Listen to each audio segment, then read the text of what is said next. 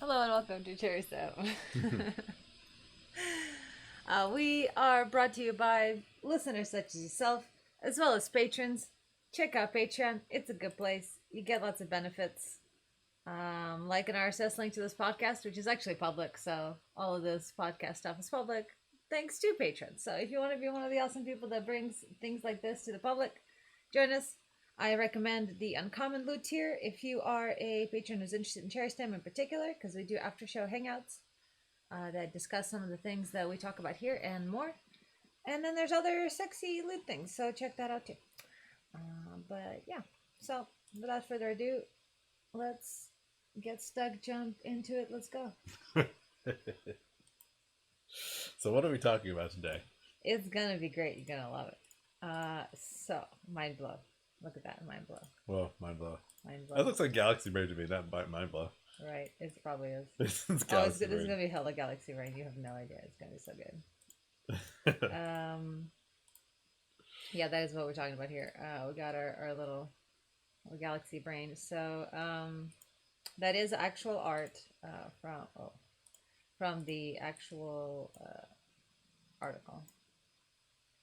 I don't remember It's the article art. It is article art. I don't remember the source for it, but trying to make What are it you doing?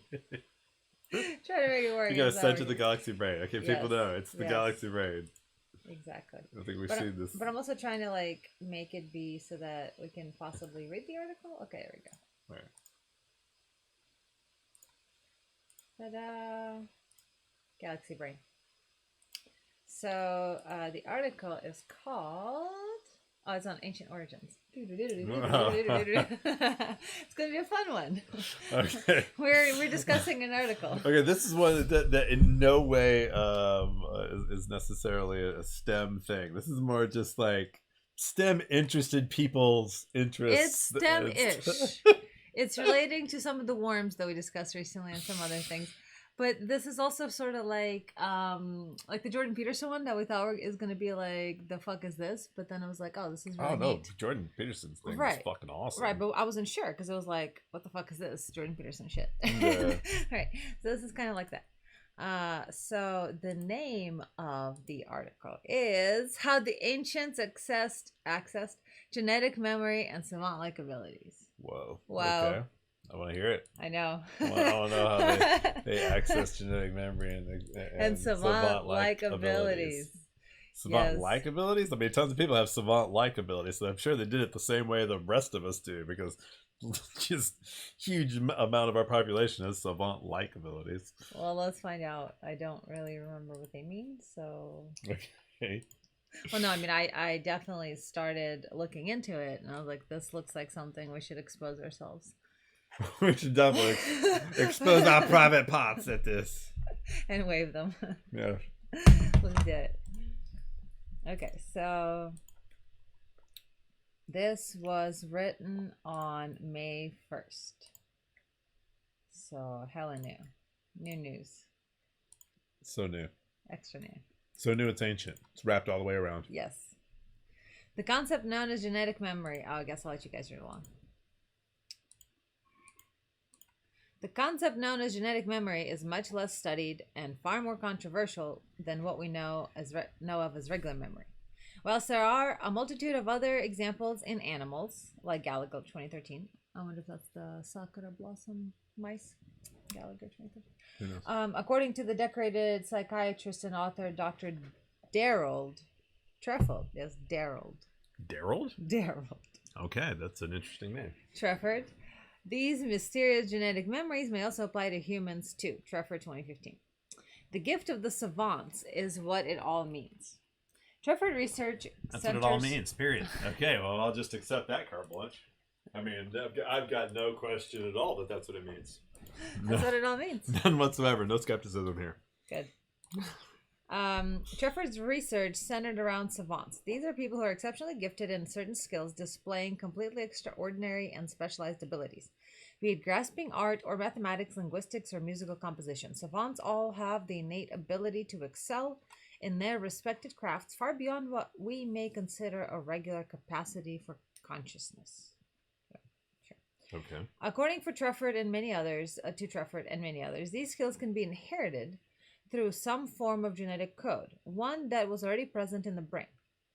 Individuals who exhibit this from early childhood are known as being congenial savants. However, savants are most often not born to a family of other savants, and in some cases do not exhibit these miraculous gifts until later in adult life. Thus are coined sudden savants. Okay. Okay, so there are some people who become savants after like some sort of traumatic brain injury or whatever. Like, as a matter of fact, what was his name?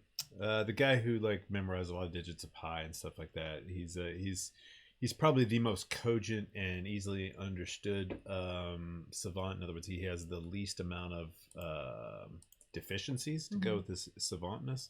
And he, what does he have? He's got this special ability where he can like know if a number is prime based upon like the shape of it in his head. In other words, he literally, and they proved out that he has specific shapes for given primes and things like that that he can mold with clay and show people.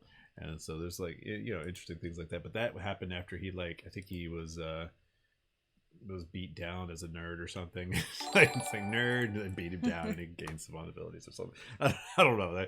That's what I remember from like 15-20 years ago. It could be completely wrong. I mean, it's probably it's I wish I remember what right. that guy's name is though. Yeah. I could look it up. Yeah. In the meantime, so we're talking about like some are born savants, others become randomly savants. Sure. So what is going on in the brain? An organ where around a third of the estimated 20 to 25,000 genes in our human genome are stored to allow for this Rain Man-like savantism to take place. Well, to understand this, first you must be introduced to the third and final type, the accidental savant. Wait a minute, did you say Rain Man? Rain Man. Daniel Tammet. Ah, yes, familiar. Yeah. This is when special abilities only appear after some significant trauma. Did you read this? No, I did not. Trauma to the brain has occurred, often to the left frontotemporal area. Hughes, 2012. Henceforth, the individual seems to miraculously awake to the world with these newly acquired savant-like skills. Trefford, believing this was the key in understanding this phenomena, dedicated most of his research time to this. Then in 2014, article published in Scientific American, he made the bold claim that we all may possess inner savant-like abilities. I, for one, think this is fantastic news. But Trefford goes on to somewhat shatter my dreams of truly mastering... I'm not saying this, I'm just reading the article. Truly mastering my times table by noting how this skill may only become apparent if, quote, if the proper brain circuits are activated or switched off through electrical stimulation, end quote. Occurring through a process he labels as the 3 R's: rewiring, recruitment, and release. Trefford, 2014, page 54. He goes on to explain how head trauma rewires the individual's brain circuitry, consequently helping them recruit and establish newly formed connections between regions that were not previously linked, creating, in essence, new forms of consciousness. They use the word consciousness so weirdly here. This is then followed by a sudden release of a, quote, dormant capacity. This genetic memory. Well, okay. What? Why? Why? Yeah, that's a leap. As a result of increased access to the newly connected brain areas. Trefford, 2015, page 54. Yeah, they just so smoothly just make a huge assumption without ever like addressing it. It's like, and here's this gigantic assumption right in the middle of the sentence, and we keep going. And, Yeah, I'm not sure why that was like, oh hey, by the way, it's the genetic memory that's the dormant ability. Why? How? Okay. Because they assumed it, so it must be true. Sure. X-rays of trauma. Okay. Thus, in this manner, Trefford believes the savant is born. The genetic memory is successfully accessed, processed, and, for lack of a better term, remembered by the individual.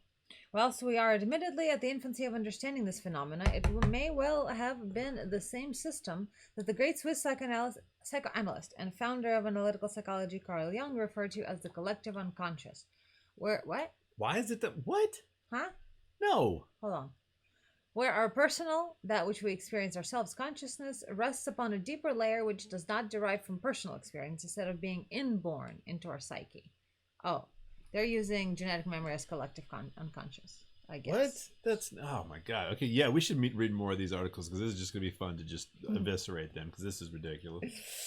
An important question may be, can we access these skills without being fortunate enough to have been born with the genetic memory already accessible? Or conversely, Here's the problem. I mean, I am fine with the idea that okay, genetic memory exists in animals. It is now proven that is a real thing that Right. exists. There's absolutely, and then we already have instincts that are already a part of genetic memory. Obviously, if you don't believe in magic, then there are ways in which mental behaviors and systems that we see in primates and all these various things that are not taught, and we've proven that they're not taught. These things are part of a type of very general genetic memory, and then there are very specific genetic memories that they proved in the mice. I am fine with genetic memory. I am fine with there has to be a way we are accessing it. Sure. I'm fine with that, that it is accessible, etc. But they're showing absolutely, I mean, they're just making assumptions without any underpinning. There's none whatsoever. Yep. That's what it sounds like to me. So, all right. I mean, it's like they're citing something that is a thing, but their way it connects to what they're saying is like not existent. Anyway. An important question may be, can we access these skills without being fortunate enough to have been born with genetic memory? So they've decided that savant skills are genetic memories. Right. That, I mean, a skill can have to do with it doesn't have to be a memory. Memory and skill are like not even the same they're thing. not. That's exactly. They're not. I mean, yes, you do learn some skills with memory, etc. But it's just like the ability. You add a new. Do they think that you added something new to your hard drive when you get a new video card and you add new abilities for it to do things better? It's no. It can be just a change in the hardware that changes the way that the processing is done, and that would be the additional skill. And there's just a fundamental lack of the understanding of the world around them, I think, that's going on with the author here. That's the problem.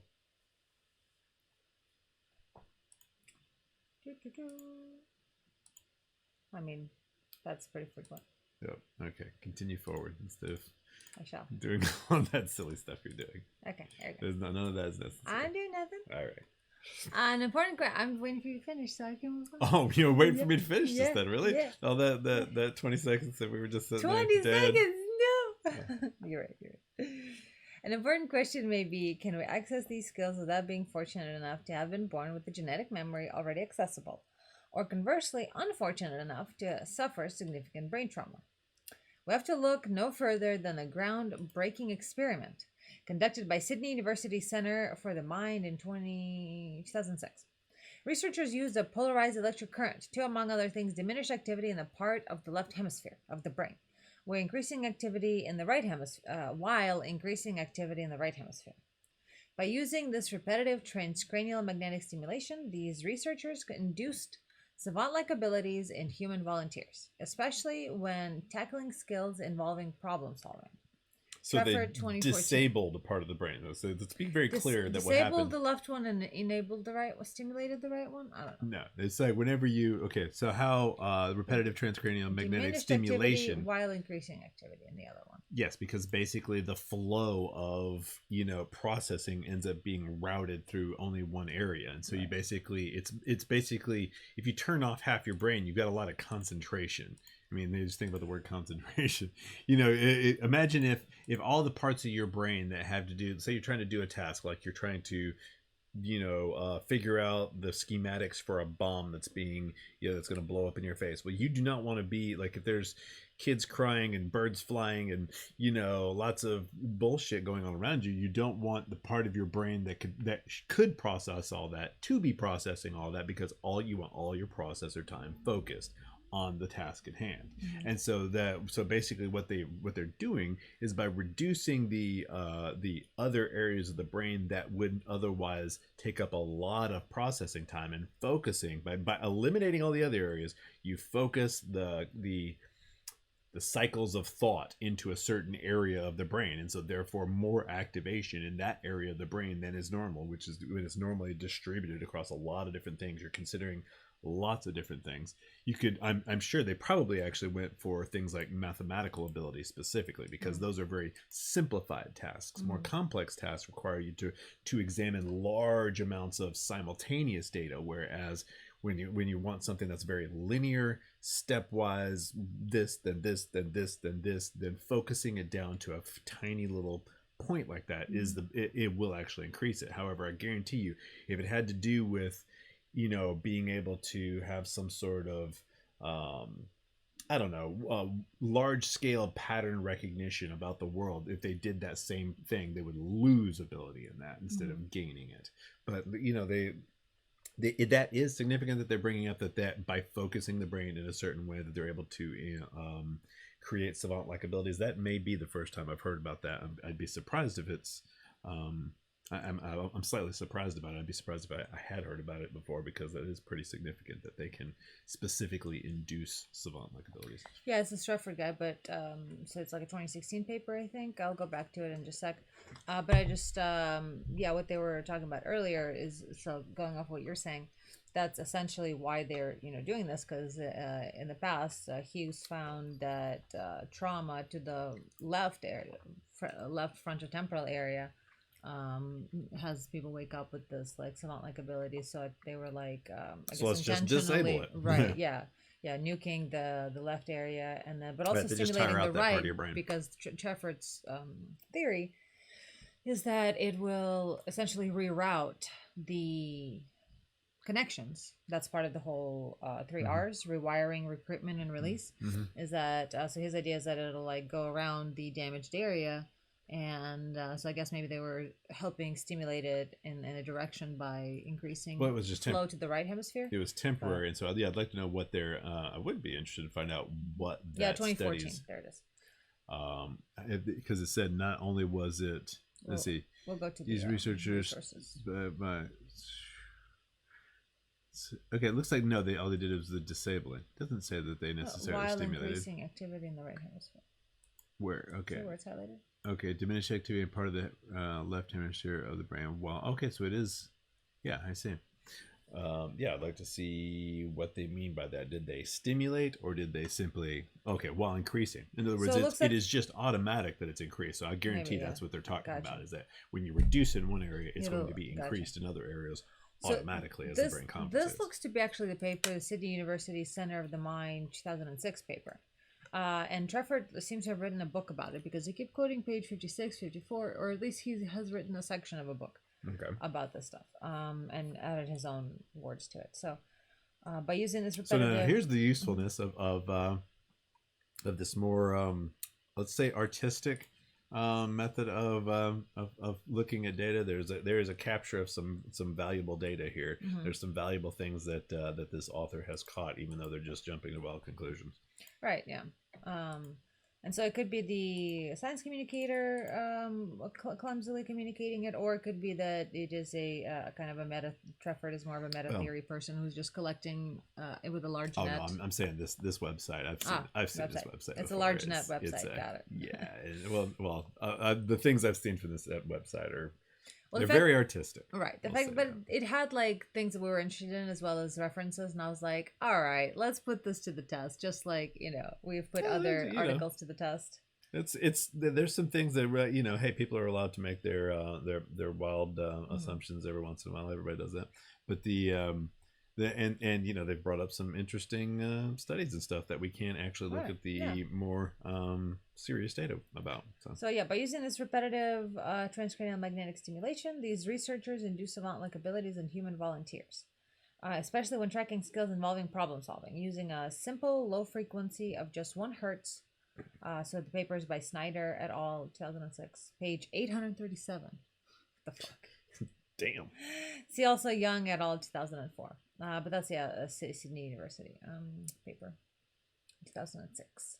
This research indicates that through a form of low-level electromagnetic stimulation, it's possible to artificially generate these latent savant-like skills in some people, skills which are most likely housed in a mysterious mechanism of genetic memory. Why?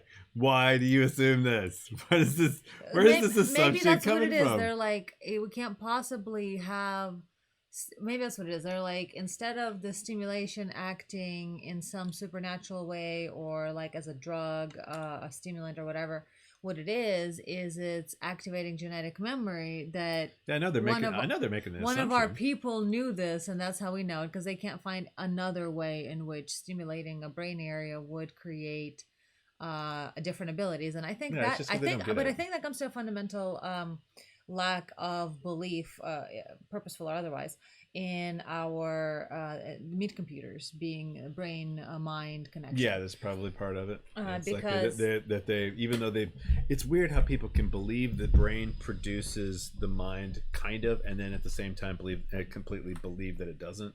I mean, there are lots of people who believe that the brain. They're like, yes, I know that when you turn this off, it turns off this part of consciousness, and you turn this on, and it turns on this part of consciousness, and it's every single time you do anything in the brain, it affects consciousness. But yeah, I don't believe consciousness has anything to do with the brain. You're like, well, oh, what? How? How'd you do that? Lead me through those steps. I would like to know how you got there. yeah, It's very interesting. and this is exactly along the lines of the so like the genetic memory, they're okay with that, fine, whatever, but they're not necessarily realizing or talking about anyway the studies where you can change morality through transcranial magnetic stimulation. So Yeah. like, I know what's they, up with that, you know? well, they especially don't like that, because when you can They should- literally they should be change mentioning people's this right now. morality based on little brain things, that's when they're like, wait a minute, no, the brain is that's you can't just alter the soul by screwing around with the brain. That's soul Again. stuff. Morality is soul stuff. No. And so that's where, yeah, that's why they. Right. I think that this same person would probably avoid that, or think that was bunk or something like that. Exactly. So it seems to me this is this may be that interesting divide. Ooh, okay, so it's starting to make sense, because like we've recently frequently talked about people who are highly educated, Mm-hmm. and they also have this and sciences, but then they also have a strange aversion to transhumanism. And I think that that is the bud, or the root that connects it all. It is because the other thing we know about them is their propensity of belief in quantum, Mm-hmm. which is very much There has to be a magic out. In other words, there's right. got to be somewhere in the universe that there is magic. Is usually where it comes down to. Exactly. They believe there is magic But I think somewhere. the magic You has to cannot, be with the soul still. right? And so and the idea that, okay, But this time it's and through that's why quantum. I But know. it, And it's but like still, every time I it's try the to tell them, so soul. look, a mother nursing her baby and protecting it from predators and all that, that is just her maximizing her genes, and it is beautiful. It is both love and selfish survival. Mm-hmm. It's both. And if you cannot, if once you understand, that's the difference between a child and an adult, is that a child, upon seeing, and I'm talking about child's in adult bodies, children in adults bodies as well, because when you see an illusion, if you immediately go and after you get the trick and you don't care anymore, and you don't appreciate the difficulty of setting it up, you don't appreciate the complexity, you don't appreciate the fun of setting up the illusion, then there's something kind of wrong with you, that you have to totally believe the illusion. And this is the same time, there's a lot of people who can't enjoy a movie if it has the slightest little thing wrong with it, because they can't suspend their disbelief, Right. because the moment they see through the illusion, they have a problem. They have With a its problem with it. existence. They have to totally believe in an illusion, and not know anything's going on behind it, not know that it's a show, or they can't enjoy it. They immediately Right. see it as ugly. And so the same thing is true of like the soul and things like that, because here's the thing. I believe that there is a rational, mechanical way in which we will be able to describe all that which we have sensed as a soul. I think that a lot of religions have something correct about them, but the problem is, once you can describe it, they will hate it. They will hate you being able to describe it. Even if you describe, it's just like if you do, they hate the idea of describing a mother maximizing her genes by taking care of her child. They hate that, and they will not accept it because it's childishness. And we have this childishness is a deep part of culture. It's a deep part of most adults. And the truth of the matter is, that's all it is. It's childishness. You have to be able to appreciate it. So that's The duality of nature. right. And so that's what's going on here, is they constantly got to shift their mind away from that, from the truth, from the harder truths, because they can't accept them. And it's like, look, it is weird and wild and mystical that We are these meat computers that can Yes, think of exactly. ourselves so brilliantly and I know write poetry there's and so much. explore the stars. Like, it's great, but It's let's like, figure ourselves out, and that's the though. thing. It's like Let's be more I've AI always kind about of been it. blown Oh, away fuck, they by. hate AI. Just Yes, kidding. they don't like it. Fuck! Then they especially hate the idea that cells are machines, and that and all these ideas that show. It's like, why can't? Okay, if you believe God created the universe, why can't God have created the universe in a mechanical way? Why, in other words, why? It's like, why can't that be? Why is that not okay? Why is it? Why does it have to be something else? In other words, why can't it be something you can understand? Why does it have to be something you can't understand? And it mainly has to do with they're not okay with it not being magic and wonder. In other words, if they lose any wonder about it, they no longer can appreciate it. And that is a problem that they need to work on in themselves. It's not a problem of the exterior world. It's their own problem inside them, that they can't appreciate beauty simply because they understand some tiny little bit of ugliness underneath.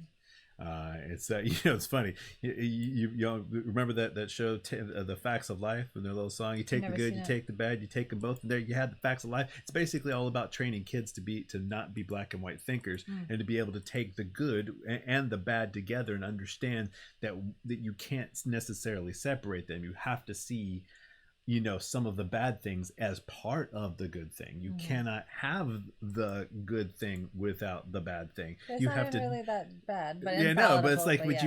you have to take the sled up the hill. You gotta love Right. taking the sled up the hill if you want to ride it down. You And- telling me? Yeah, you gotta love it though. You gotta love taking this sled up the hill, because that is Right. part of the experience, and it's that separation of things when you separate it, so that's where Yeah. that's where these things always are running into a problem. That's why they can't go and say, oh, it still is beautiful, and it is kind of still magical in all this emergence and complexity and like all of these really cool things. They can't see that it's still close enough to magic, because it's close enough to magic. There's so many types of complexity and stuff like that we can't even you can't even grasp at it, even with modern tools of probability. It requires that you use probability, even when it's completely deterministic. You have to use the tools of probability because it's too complex. There's too many moving parts. You can't keep up with it. And and there's certain things that are even beyond any kind of prediction. There's so much there to wonder at. There's so much there to still see as beautiful. And I wish there was some way that we could get that to be a deep part of our culture. Well, I think what more that I don't. That's not the problem. The problem is accepting the ugly, and I think That's what I'm saying. It's extends to other psychological ills. Oh God, yes. That's like the biggest problem, and as you were saying, that it is a something that minds need to do in order to mature. Right. And we see the exact avoidance of that, of taking the difficult in order to have the beautiful. Yeah. And the good. And no, people are always trying to separate them, and that really creates a tremendous amount of suffering because they cannot accept. They cannot accept the difficult things with the good things. They always want to eat their cake and have it too. They want their cake and keep it too. And keep it too. Yes, they want to have both, and get angry about it and try to separate it in their mind, and they think that they get angry enough about reality, having both a good and bad part to it, that they can, and if they can refuse to see the way that they're separated, that somehow that'll make it work. But in the end, it just causes a tremendous amount of suffering. Indeed. Let's continue reading. Yes. Let's see. So, that's what I was saying. Like, at this point, they should definitely talk about how brain imaging can also alter morality. This would be like a perfect opportunity for it, but they're not. Yeah. The Egyptian spark. This is where things can get funky. Oh yeah. I mean, I love the creative, leaps and attempts and stuff like that. I enjoy it, but I mean, sometimes it just goes so far, and it's like, I don't know. Yeah, let's continue forward.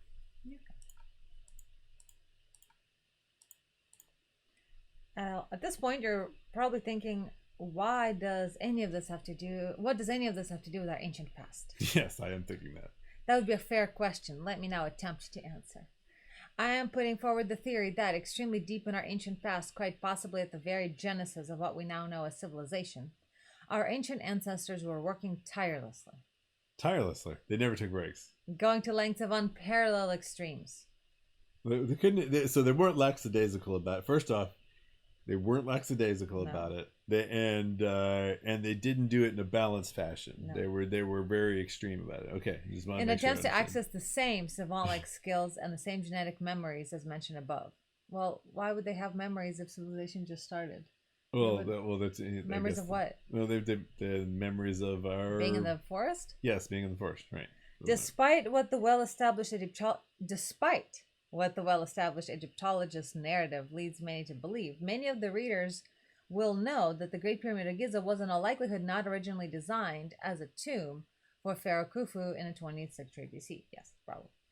As enigmatic builders set in place more masonry than all the medieval cathedrals, churches, and chapels built in Europe added together, Wilson 1996, page 6, they also went to the trouble of aligning the 2.3 million stone construction blocks perfectly to the 4 cardinal directions, whilst coincidentally choosing, quote, the exact position of the geographical center of the habitable world, end quote, as the pyramid's place of foundation. Barnard, 1884, page 13. That's an old ass reference. Wow.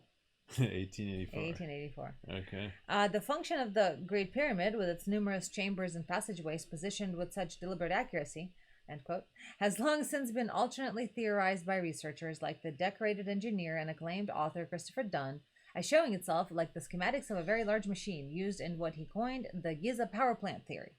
Dunn, yes. 1998, page 19. Okay, we've heard this. Yeah. Furthermore, this article does not even begin to scratch the surface of similar ideas concerning the use of sound frequencies. Researchers and accredited author Andrew Collins has a fascinating 2-part article series on a similar phenomenon that no one other than, you guessed it, the Great Pyramid, okay. So please check out further information. Sure. Moreover, the general evidence for this reshuffling of the historical deck of narratives requires a whole other set of work, so please see Uncharted X below and Ancient Architects for such careful investigations. Let us instead return to another fascinating and more recent discovery, more applicable to this discussion. Yeah, let's do that. I would like that. Were the Egyptians collecting and concentrating electromagnetic energy? Dun dun dun dun. Well, they had the Baghdad battery. That's about the only thing that is. I mean, and even there's a lot of people who don't want to accept that as proof, where that's ridiculous when they don't want to accept the Baghdad battery is actually a battery. But you know, the rest of it, you know, oh, stop doing that. You distracted me, woman. Sorry. Distracted me. Sorry. But some of the other things, I can reserve judgment about the interesting light bulb thing, even though I like them and they look like a light bulb. The Baghdad batteries, or the oh no, light those bulbs? in other words, like the idea that that's proof that that they had electricity and stuff like that. I would not call that proof. I would call that very, very, very tenuous and interesting things that they have showing these light bulbs. Now, the one thing that I find extremely interesting about the idea of them having technology is them showing an undeniable sperm coming out of a dick. That where the and it's like they got the little nodules at the back of the head of the sperm, and that's on the wall. Nodules. There's okay, so a sperm has like just behind the head. There's like there's these little. It's not like a tadpole. Tadpoles go smoothly from the bulb and down, but they're like these little nodules. I mean, I think I'm remembering that correctly. But that's actually in it, and now I'm gonna have to check it out because that's that you're making me doubt myself. But I just don't know. But them having a little spermie coming out of a dick, yes. That by itself, that's amazing to me. Yes. Because because they need a microscope to be able to see. Right. And I'm pretty sure those little nodule things are part of sperms. I thought that's right. Like I said, now I'm totally doubting myself. But I'm that sorry. Okay, and I think that may literally be right next to one of the light bulb things that they show. There's a weird spermy snake inside the light bulb. Yeah, well, that's like a maybe filament. The light bulb is a condom. It's maybe a condom. Whole time. No, I mean it really looks like a filament. It really does. They really have some electrical looking shit there, but still, that's still very. You have to say that's very, very, very tenuous information. You need a lot more to, to say anything. Whereas the Baghdad battery, there's just absolutely no reason for them to have a little thing of copper, and you know they've found the acid in there. It's like, no, there's absolutely, you're an imbecile if you doubt that that was used for anything other than electricity. Or wait a minute, how did I put that? I put that wrong. I'm tired. No, wait. No, Yeah. my wording was all inside out and backwards. But it's ridiculous. The point is, it's just ridiculous to say that it's not actually for electricity. Yeah. And it's really not a big deal either. That doesn't prove that they had technology of any kind. And so True. it's just it's a little. There are people who are really ridiculous about not, like, you know, accepting that the Baghdad battery was actually about electricity. That's so weird. Yeah, I know. It's just very primitive, so it's like, yeah, it's so primitive. Why Yeah. would you not? Yeah, you know, it's like, yeah, okay, somebody it's like accidentally. some foil and some lemon juice. Like, it's Right. really not. Yeah, exactly. not that big of a Somebody dropped their peanut butter and their chocolate. The other person dropped the chocolate and their peanut butter, and Right, they're like, exactly. "Whoa!" And they kept out. You know, it's like not like some great, you know, technological. Yeah, the Baghdad battery is super simple. It's in the name, people. Does the word Baghdad, like, I mean, I know it's post 9/11 and all that, but the word Baghdad battery, does that inspire great technological, like, in your mind? Like, do you think of like some great wires and like Tesla? No, it's simple. What do you even mean? That doesn't make any sense. I'm just saying. It's a very, very, very simple thing. It's like very ancient, like clay pot with like some acidic thing in it and like a piece of foil. You obviously have not visited any modern day Baghdad. You think of the cities with older names as actually older, as they're in their state in older times. Oh no, that was a war joke that we've invaded. I see that we've bombed them back to the Stone Age. You mean? Right. Yeah. So Okay, because nowadays, post 9/11, most Americans would associate, or most people, but especially Americans would associate the word Baghdad with just, like, you know, ruins, because that's what it is now. No, I don't think that's true either. Yeah. But either way, But that's what it is now. there was definitely a lot of ruins that happened. So, were the Egyptians collecting and concentrating electromagnetic energy? Were they? I don't know.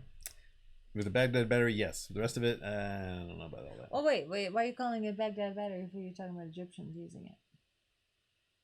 Because it's just I think it was actually found in all across the Middle East and things like that. So they found them in a couple of different locations. There's more than one. Okay.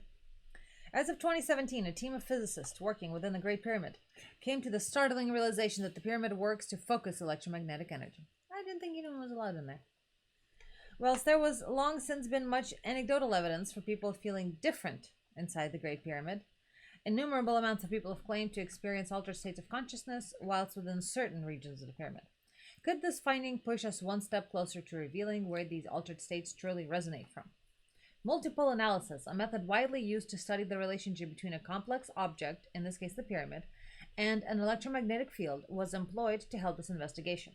The findings, published in the Journal of Applied Physics, well, that's cool, revealed that the Great Pyramid's chambers can collect and concentrate electromagnetic energy, concentrated hundreds of feet below in the so-called subterranean chamber, a chamber that researchers have long since believed once held water fed by a mysterious underground water source, whose purpose is still widely debated to this day.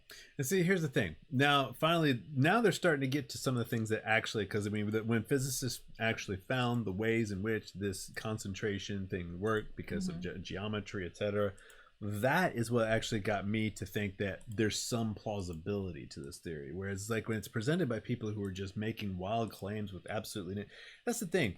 These people who capture this data and then just mix it with so much. There's a baby there, and then just like mix in so much bathwater that you don't even want to talk about it in front of people, because they just will see all the bathwater that's surrounding and be like, oh no, it's a bunch of trash. Right. You know, and there is a bunch of trash there, but you know, specifically with the thing he's bringing up right there, yeah, that is pretty fucking cool.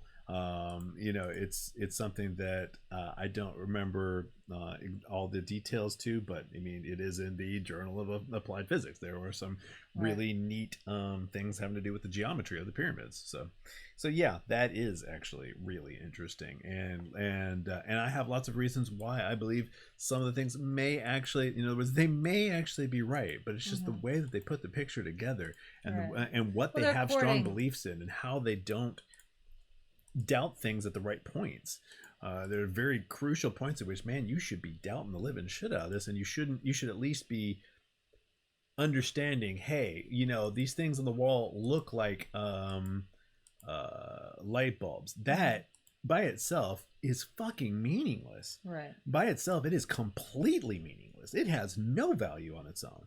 It's only because of like other things that you can put alongside it. Like, now, one thing that would have meaning is them having a sperm, and if there's a special characteristic that makes a sperm look differently than a tadpole, and then it's obvious that its proximity to the penis, the erect penis, there is that they are showing a sperm. Right. That ability to know that sperm is made from these tiny objects that there's no fucking way that they should be able to see with their technology, that is significant. Right, it indicates evidence of deeper knowledge that can be seen with modern technology and would have needed a level of technology then as well. Right. In light of Dunn's thorough and systematically supported theory, this new scientific revelation is certainly an intriguing addition to the alternative theory of the pyramid's original function.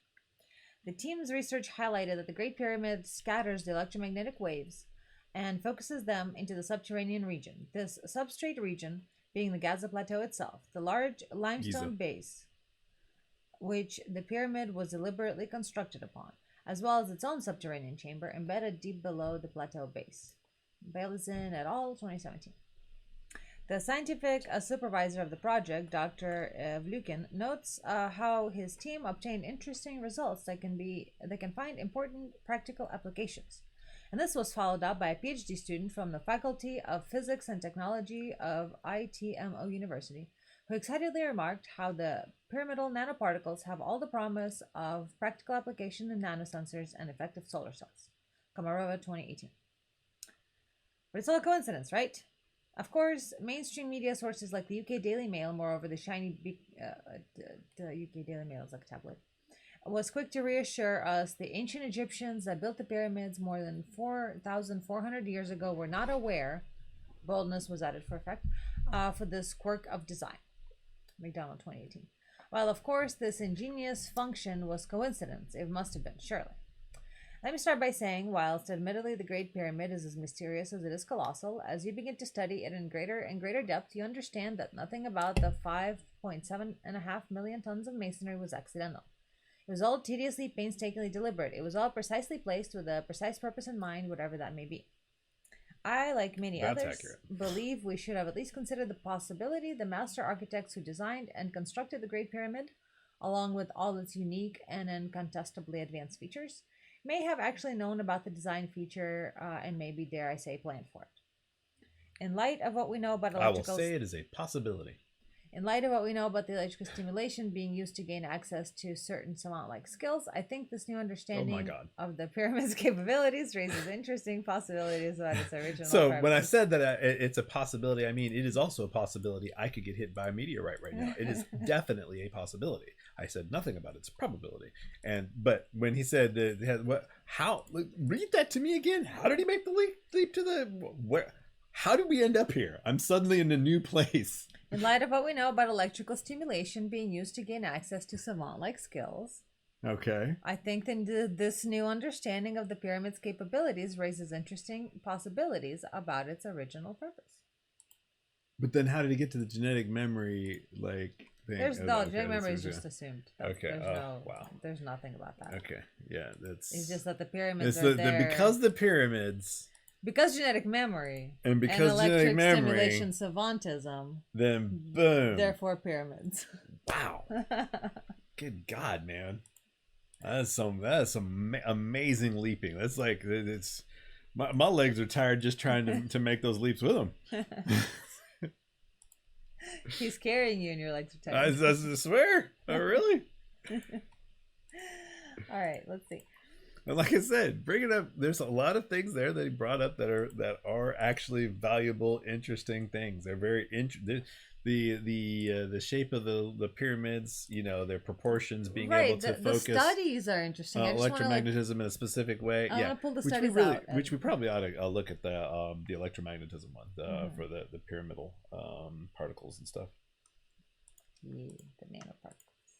Yeah, because it does have to do with proportions. That is very Mhm. important. Proportions, angles. You know, that aspect of it is crucial. You can't just build. You just can't. In other words, if I remember correctly, which it's been a little while since I looked at it, but you can't just have the pyramid be slightly taller. You can't have it. The proportions have to be right. Is the point. And it's specifically the proportions, in other words, the angles and their relationships that allow it to have this particular peculiar property. And that, along with all the other neat things that they did with it, is cool. Cool. Every time I switch over to read the article, I know, you start off. Just stop all the switching. You don't need to do all the switching. I do, because you like to know if we're reading it or if we're just giving our own opinion. A lot of people are just listening. They're not looking at that screen. True. But if they were. If they were. Could the use of electrical currents, now understood to be produced at Great Pyramid of Giza and further speculated to be present at numerous other megalithic sites worldwide, have been used to harness electrical stimulation in order to alter states of consciousness and access savant-like abilities? Whilst I can neither I'm confirm, sure you're going to say absolutely. while I can neither confirm nor deny, it is certainly plausible. No, it's given not. the evidence. No, that's not okay. If this was the case, granted, it's a very big if. Plausible. If. Jesus. Big if. It's like, or where is all of our electricity that we've got all over this we've got a real actual electrical grid all over this planet. Is it for harnessing, Savant-like abilities? Yeah, no. It's there's concentrated just in a special area. just so. Well, okay, they said granted it's a big if.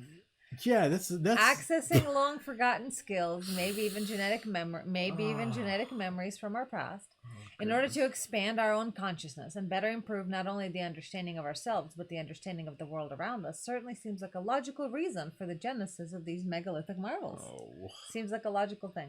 God love them, but man, this further opens up the doorway. Oh, close it. No, please don't open up another one. We've got too many doors open. For exploring the idea that the ancient architects, whoever they may have been, really did know what they were doing, and we are only now, slowly but surely, getting to truly understand just what these mysterious builders and their monuments were truly capable of. And here's the thing, I love the whole Atlantean theory. I am on board with the possibility of an ancient, advanced civilization. And I hate this stuff when they make these just gigantic, unfounded, because it makes it where it's like, every time you believe something that somebody is just has crazy bullshit about, it makes you like, maybe I should not be believing this. It's like, it's like, am I in the crazy people line? Maybe I shouldn't be in the crazy people line right now. I don't know.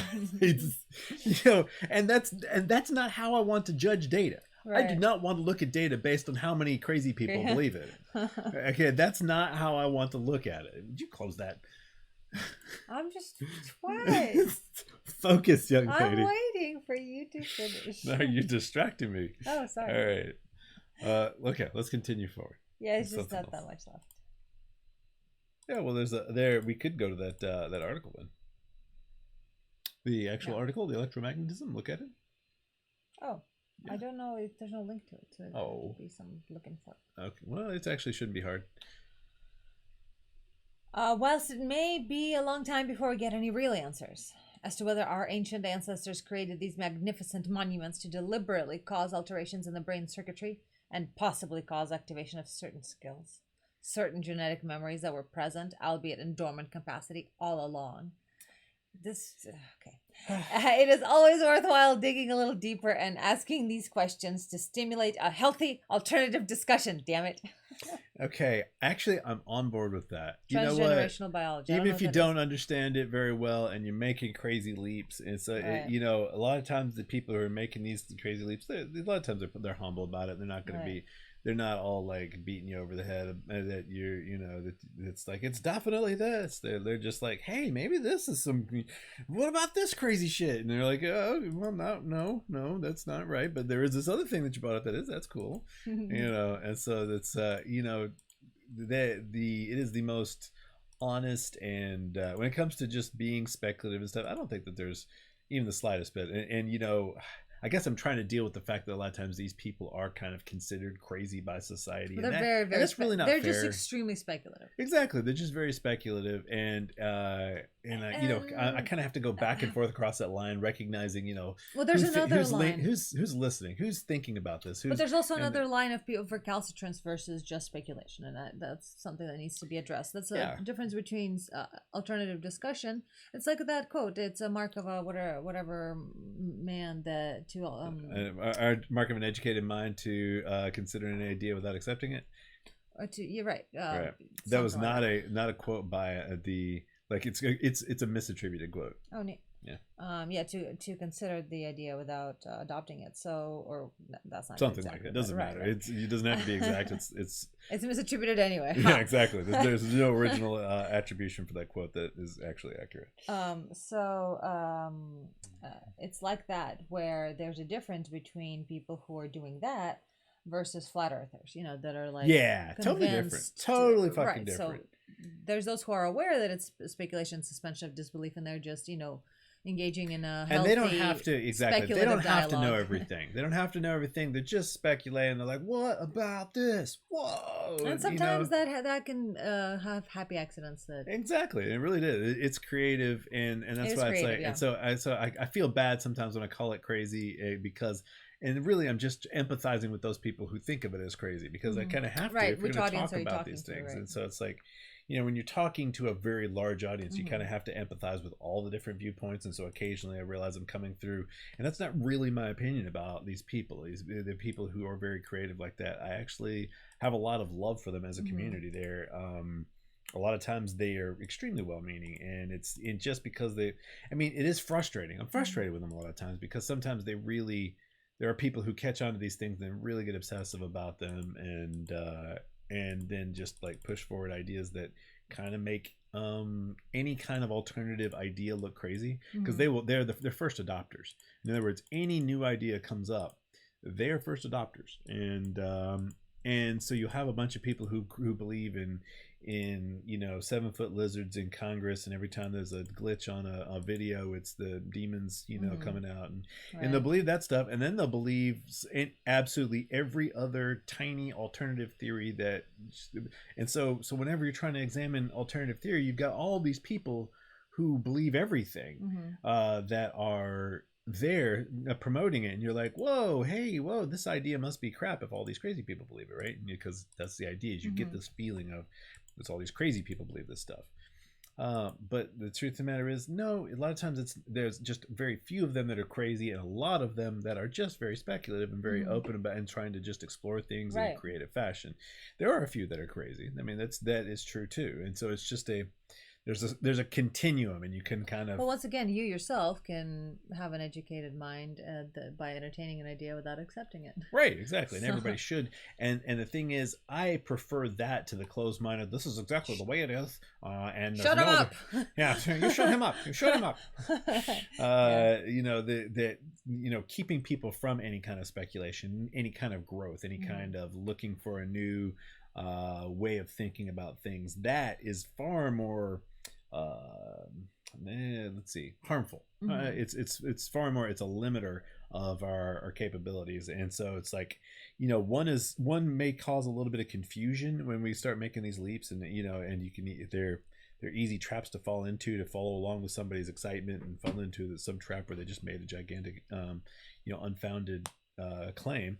And it can be exciting, because sometimes skipping over those middle parts actually allows us to get to the next set of connections. Be like, whoa, when you skip over this one part, even because you don't have the evidence right here, and you look at all these interesting things that go beyond it, then that actually has this really cool pattern, and that can be really valuable sometimes. Matter of fact, a lot of people, that's where Dirac actually gets a lot of praise for saying that one should not be discouraged by a beautiful theory not having. I mean, I'm paraphrasing here, but a beautiful theory and beautiful math not fitting experiment. And he gets a lot of praise for that, and you know, and I actually ding him about it, of course, because it's where we went wrong. But the truth of the matter is, it's also a way that we go right. It's one of those things, going back to our earlier conversation, that it's you have to take the good and bad. You have to be able to make those leaps forward and be able to find new connections, because a lot of quantum theory was based upon just jumping over where we had no mechanism, we had no understanding of it, and we still just took what we had and started putting pieces together and predictions and calculations, and those things, you know, the Schrodinger said were just a massive oh, I wish I had the quote here, but a mass of formulas, you know, that are let's see, something about desperation. It was like, it's just a, you know, a act of desperation is kind of what he ends up saying about it, and that it's just this huge mess. And the truth of the matter is, that is kind of what you have to do when you don't have information, but you need to keep moving forward. And so it does turn out good in some ways. And the truth of the matter is, even though I believe that Copenhagen interpretation, all of that sort of stuff, really led us the wrong way in one way, it also, we built all these probabilistic tools that are accurate within the limit. You know, within a limit, they are extremely accurate and extremely useful. We've been able to make real technology off of them. It's just we give now, they eventually have a dead end. They eventually have an expiration date, and you have to be able to accept that. They're very limited tools. Right, but they're limited only in specific ways. I mean, the things that we've done with current quantum theory are pretty amazing, even with all the weird ideas of magical stuff that really is underpinning it, and that people don't want to admit underpinning it. But all the, you know, early greats in quantum theory actually did completely say that they thought consciousness was kind of creating reality. You know, Bohr, etc. Bohr was huge into Hindu stuff, but the ideas, it required a leap, and that's what Dirac was actually saying. He said, you know, don't pay attention if you have a good math, don't pay attention to the fact that experimental record is contradicting you. You know, that by itself should make you go, wait a minute, that's not science. But the truth of the matter is, yeah, it's not that old, that stodgy part of science that sometimes we do have to adhere to, and sometimes we have to break. And we have to break it to be able to progress forward.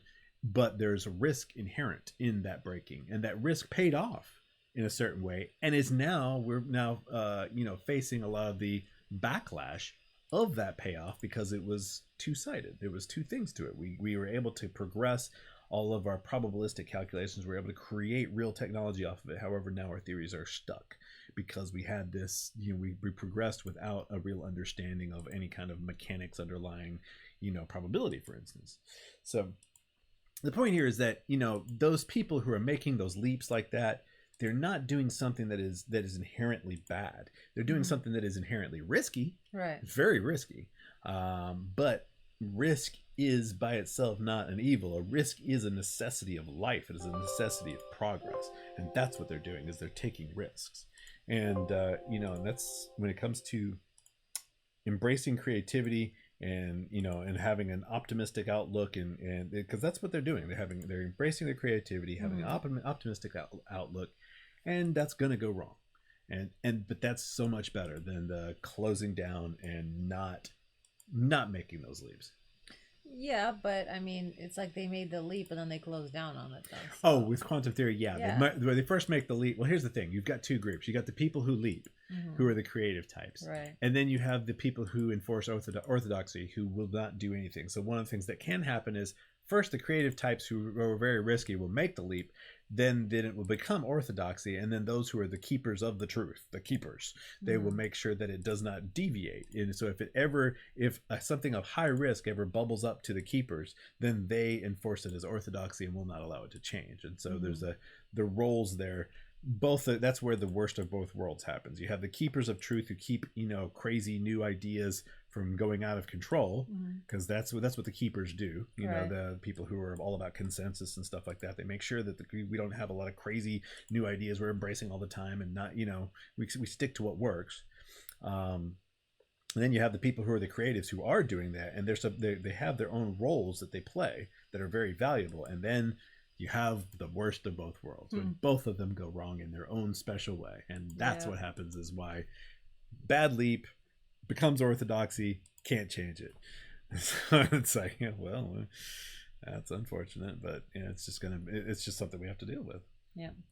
But yeah, it's generally a topic for another day. But what you were saying is like, you don't want to be misconstrued that you're, No, I don't want to be misconstrued as completely disparaging people who are creative like that. That's absolutely not. And sometimes I go back and forth between empathizing with them and then empathizing with people on the other end. And so when I look back over my language and that I'm, that you're basically like using the word crazy and stuff like that, it's because I'm empathizing with the people who see it as crazy. And I know that those same people go too far and would think I'm crazy too. So it's like, I'm using the language very loose as my mind shifts in empathy across the various groups. Right. You're speaking alternately to different, different groups. Back to the crazies. Actually, no. I am curious as to. It is kind of long, but. No, what? That's completely unrelated. So, for example, if you what is transgenerational biology? Oh wait, no, I misread that. Okay. Right. So. Transgenerational biology. Intuitively, also from our experience. So, for example, if you read a book, you know that. Yeah, but that's not what we're on here. Won't know its content. You know that your kids won't become stronger as a result. This is obvious, and acquired traits should not be inherited.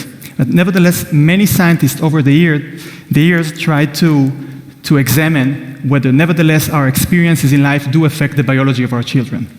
And I'll tell you very briefly the sad history of this field, which is filled with controversies and all kinds of crazy stories.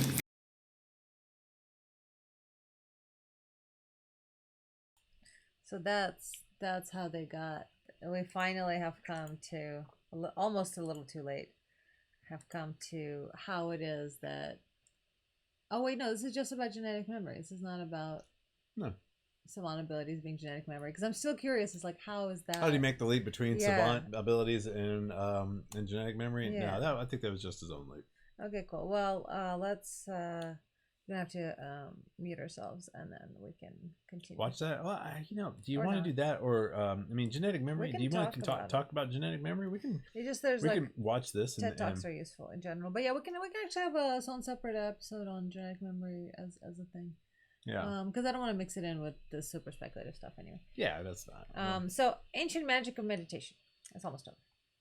For those of you who are unable to visit these monuments or do not have access to low-frequency electrical stimulation, do not worry. There may be a safer and much more convenient solution that you can do right from your own home. As our own technology progresses, many studies are now beginning to show that long-term practice of meditation can increase the density of gray matter in the brain. Vestergaard, Polson et al., 2009. Which is associated with better sensory, memory, and muscular control, as well as increasing white matter, Fayette et al., 2013. This is further associated with faster signal production in the brain relating to sensory and motor functions, and to top it off, has been shown to generally increase the thickness of the cerebral cortex, Lazar et al., 2005, which has been shown to directly correlate to an increase in general intelligence, Mineri et al., 2013. All in all, if looking for something to help improve overall brain function, especially whilst many of us are stuck inside during these strange times, meditation may be the perfect solution.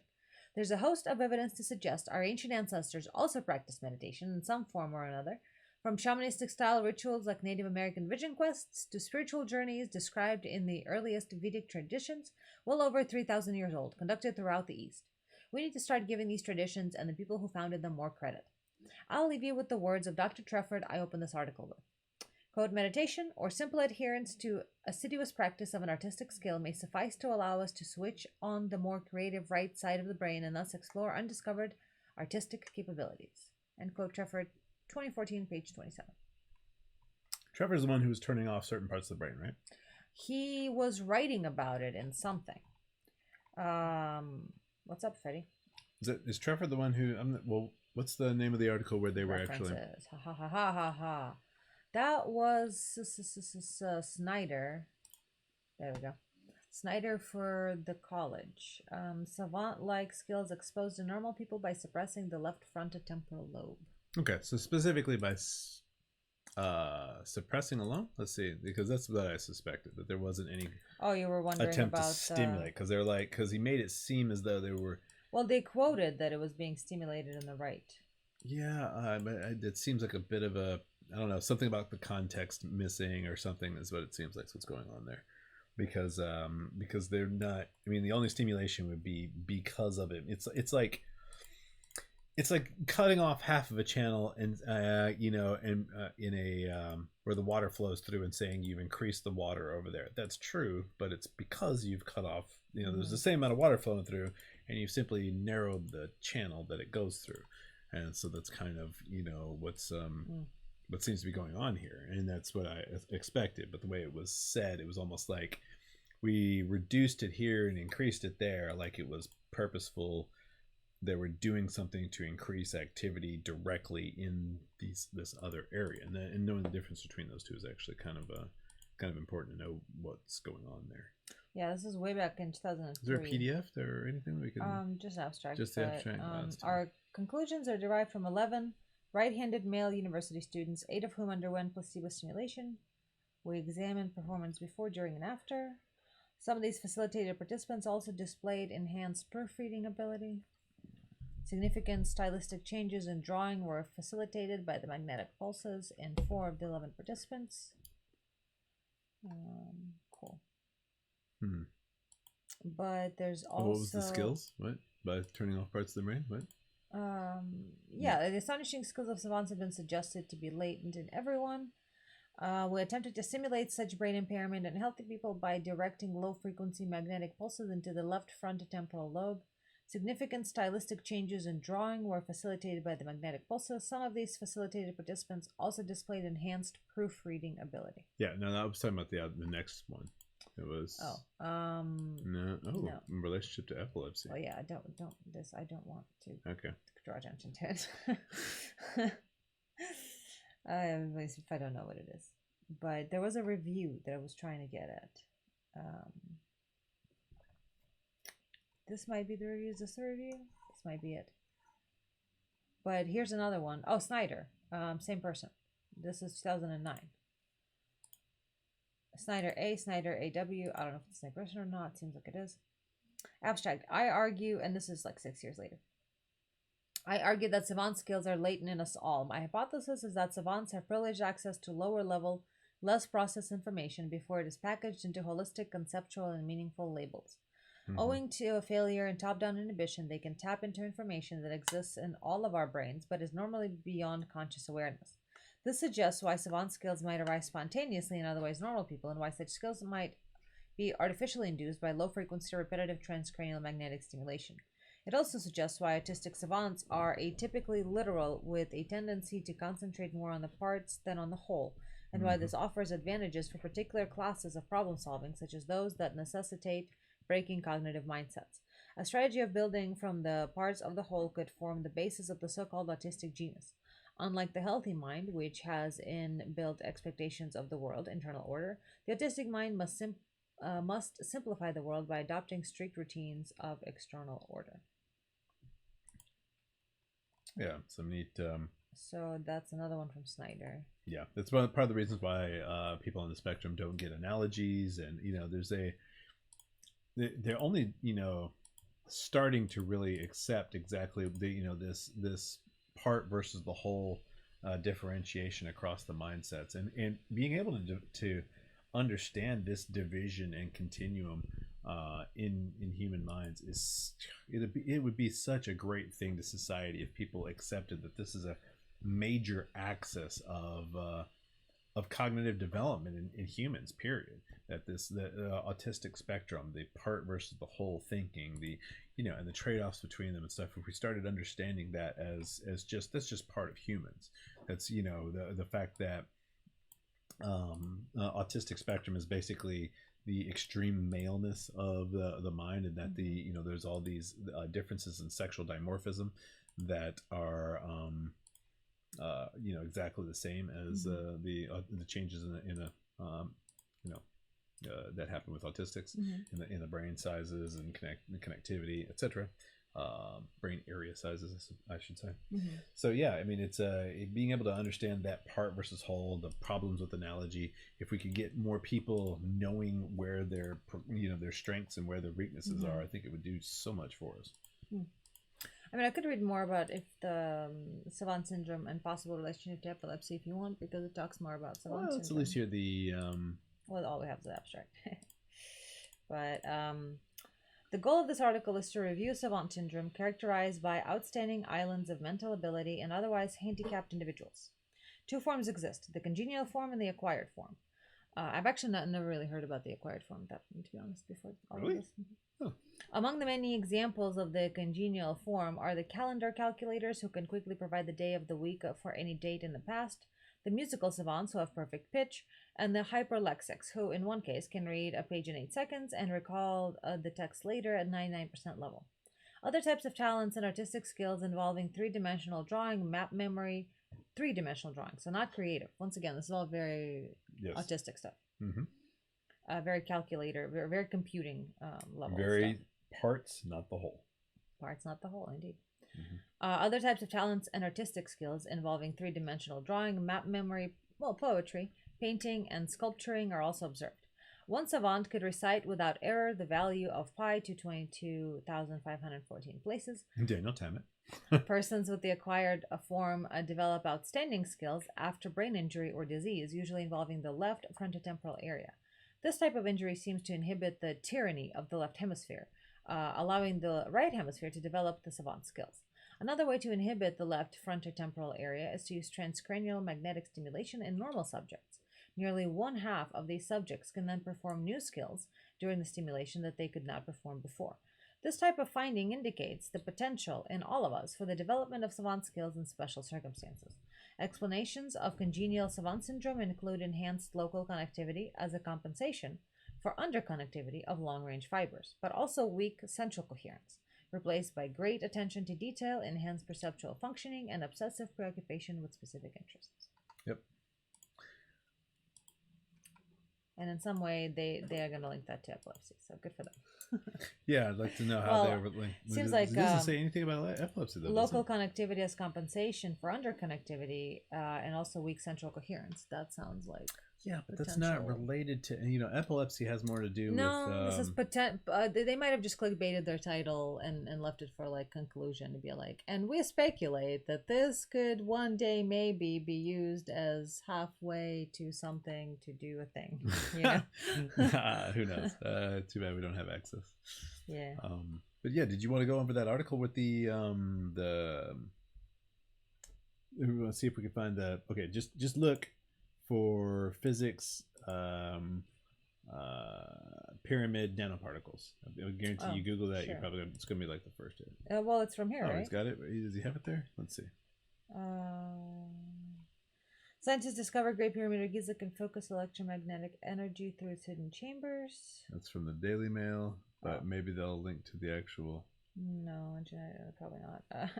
Switching skills off by turning parts of the brain. We'll go ahead and click it. Let's see what links it meditation. brings to. Yeah, go ahead and go to the Daily Mail. I mean, we're surfing through the. This is the MIB. Remember? Did you ever watch the Men in Black movie?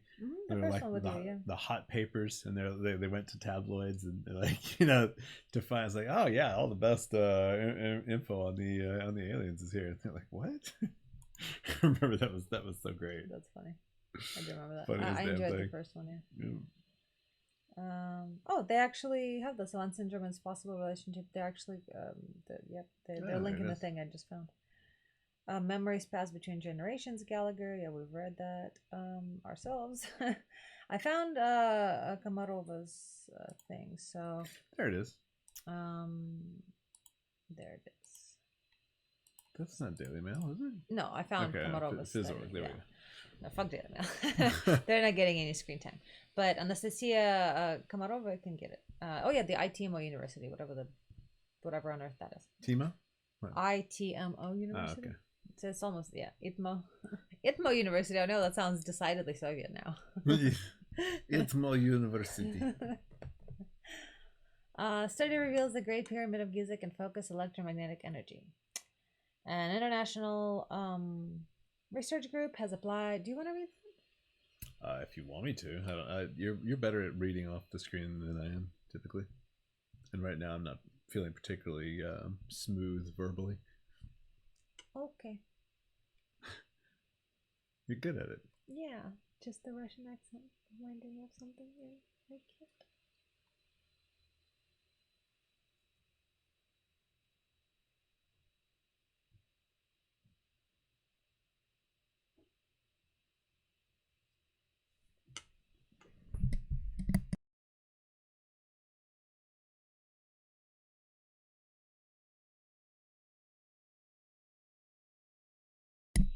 Okay, there we go. All good now. All right, so let's read about the thing. An international research group has applied methods of theoretical physics to investigate the electromagnetic response of the Great Pyramid to radio waves. So that's important that it's specifically radio waves, I guess. Mm-hmm. And here we start off with some sort of graphic. I'm sure they'll understand. We'll understand what that is later. But in case you were curious about what we're looking at, it's the propagation of electromagnetic waves inside the pyramids of Cheops at different frequencies, I'm sure.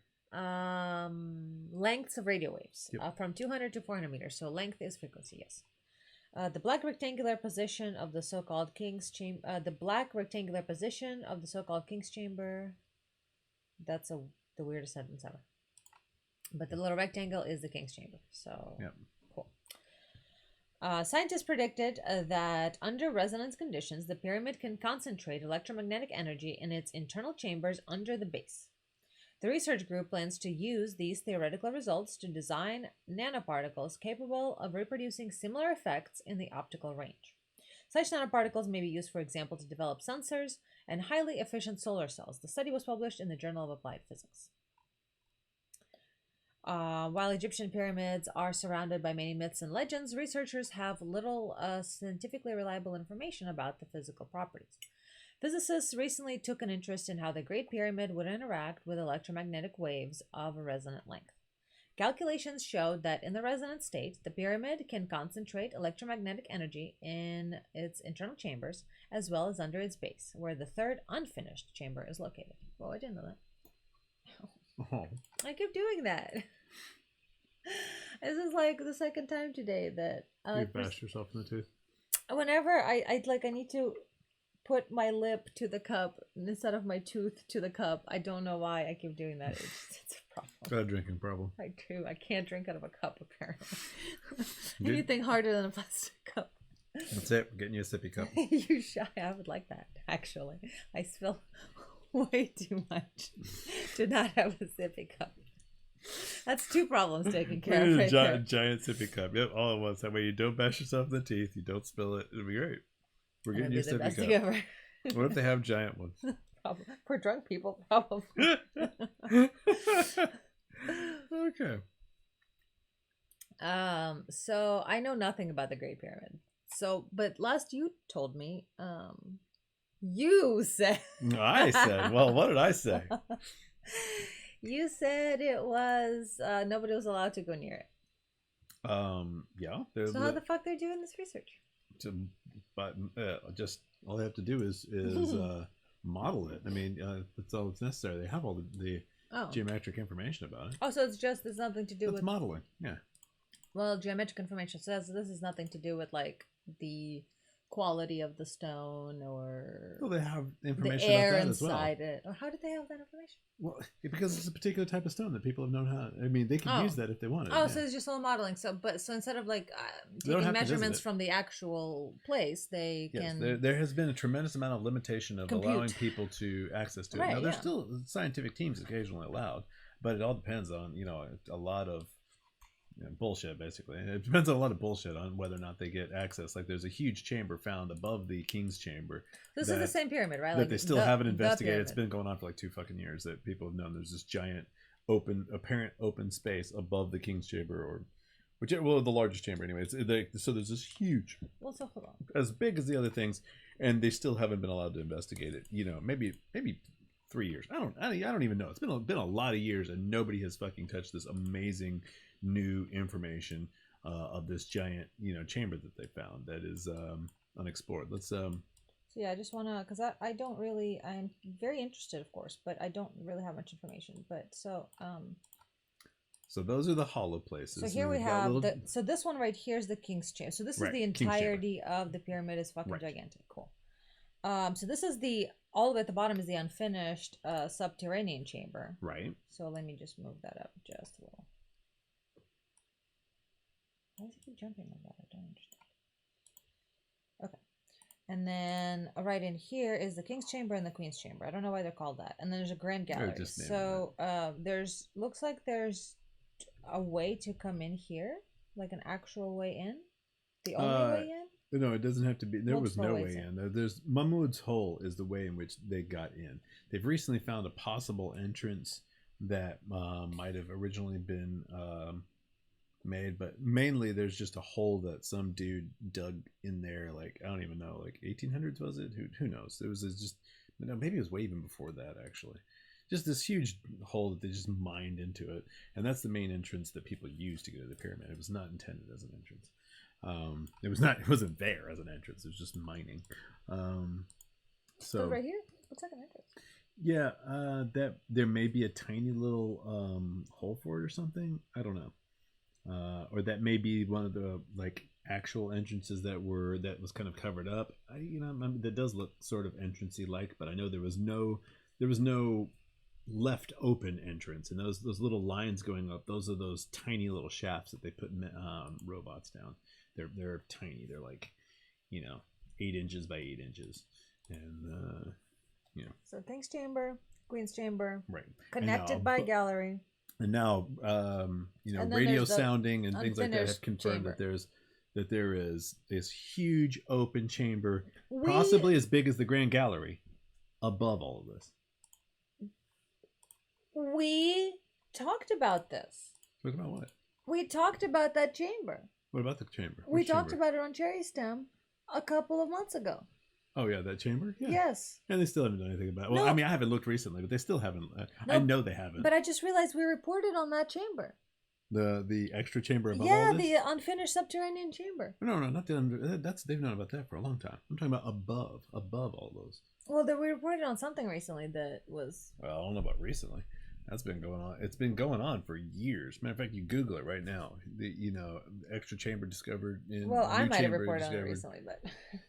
New chamber discovered in the pyramid. It's not. It's so old, but nobody's Okay. done anything about it because they just won't let them. So what they're saying here, all right? So physicists, blah blah blah blah blah. These conclusions. Electromagnetic energy in its internal chambers as well as under its base where the third unfinished chamber is located.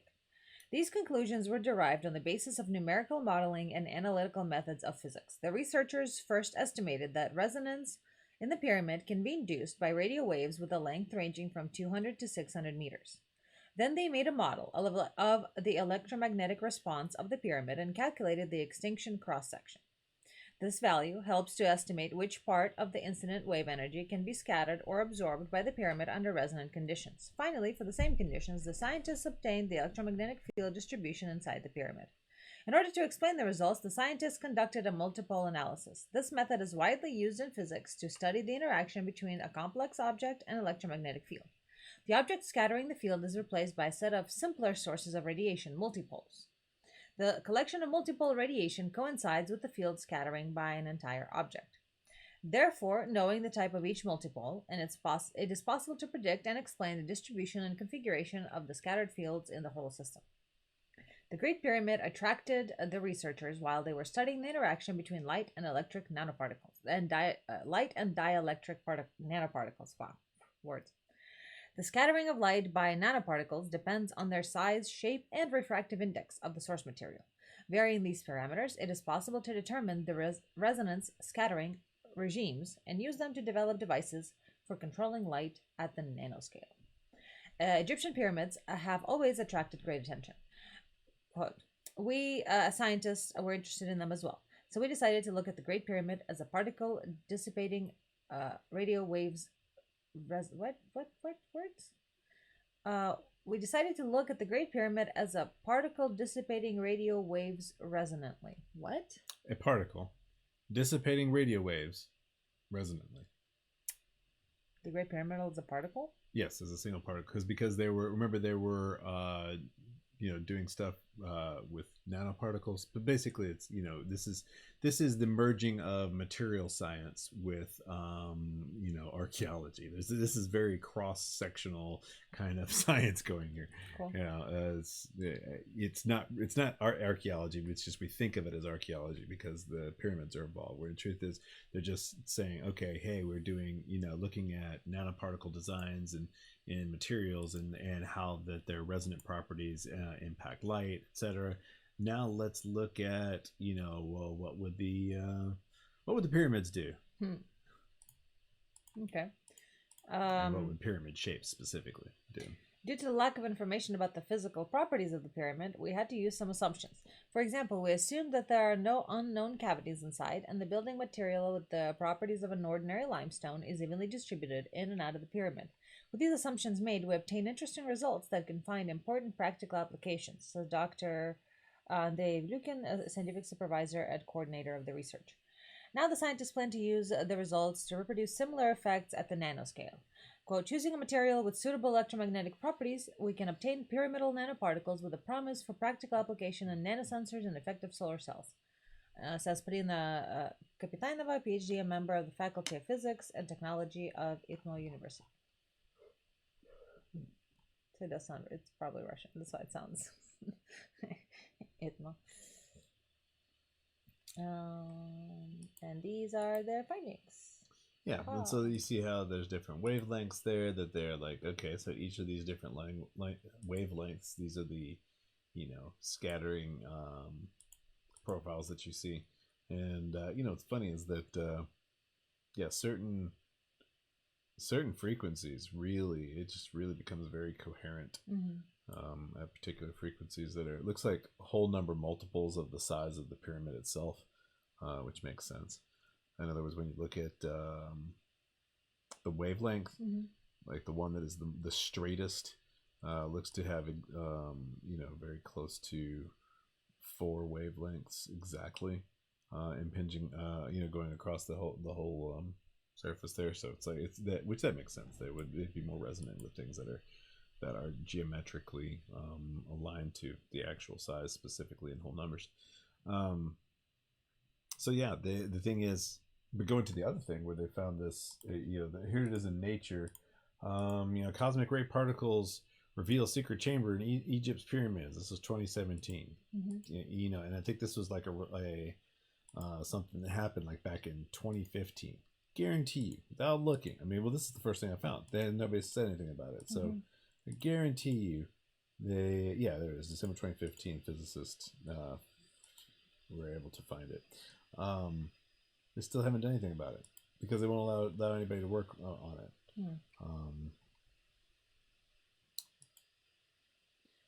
So watch for 2019. Let's see if this is a Great Pyramid Void. So speculation time. Why do you think they won't let people? Okay. Now here we go. Maybe they're finally going to now. I spotted a space closed off. No, they're not going to let them dig.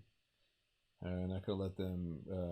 Well, I mean, they're especially not going to let them dig, but I mean, they're not going to let them even do like a tiny little snake, into the pyramid, like make a tiny hole to try to find out if there's a giant, open structure like they've detected.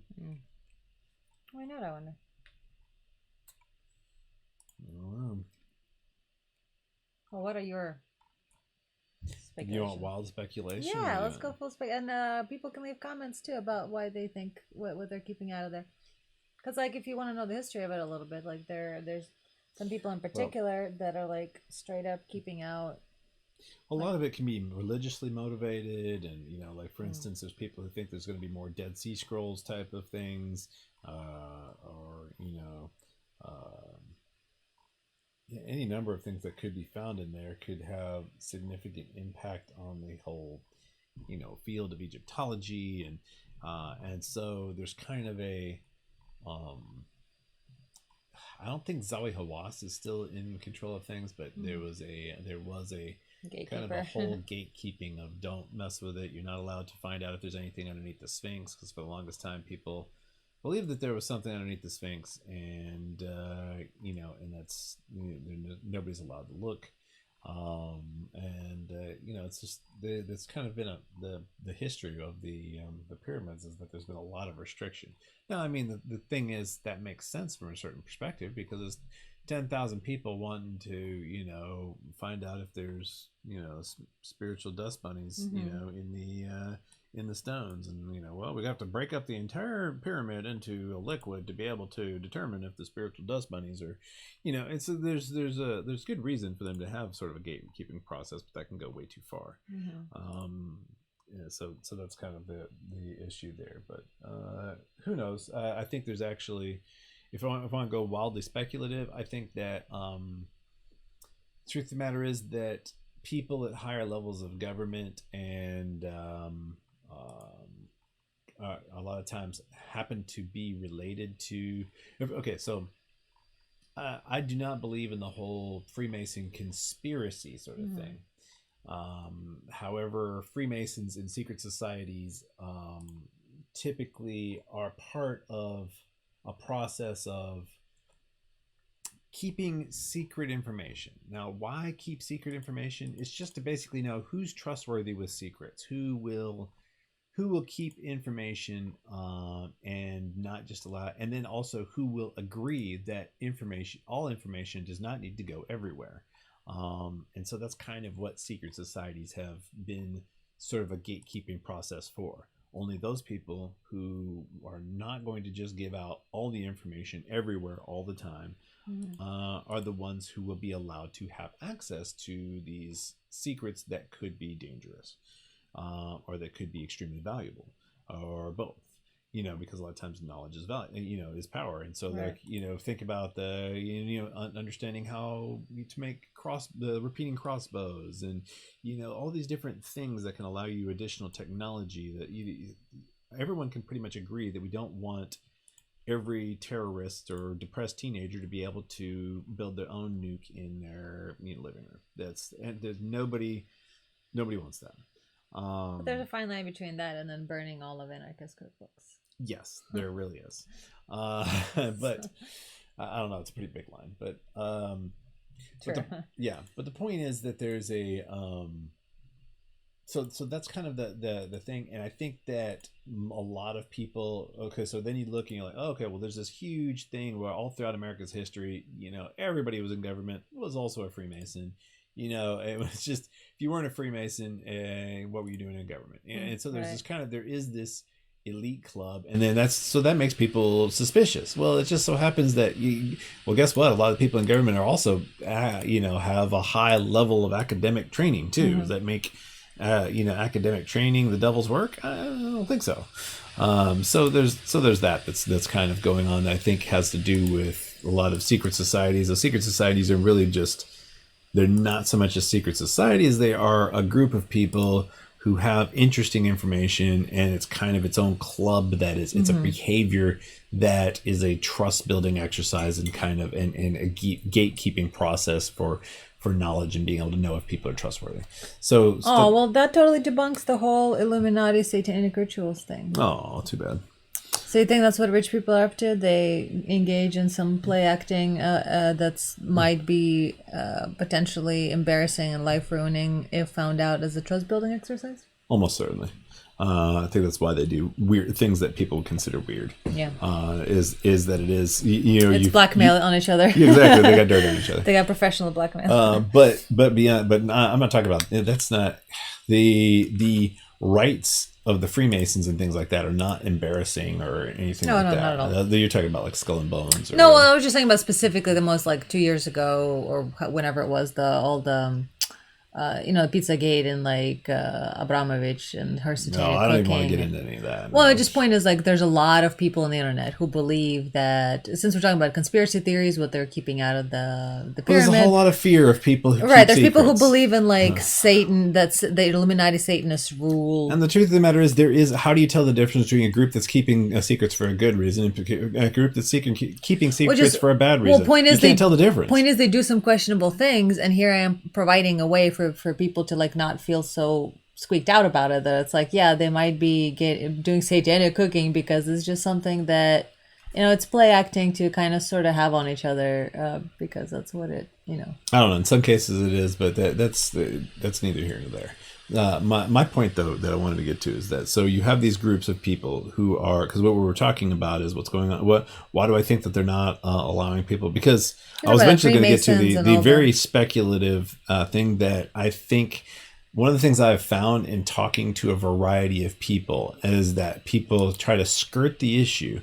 But I think everyone in any kind of place of power, I suppose, especially technology and things like that, tends to believe to some extent the Atlantean myth.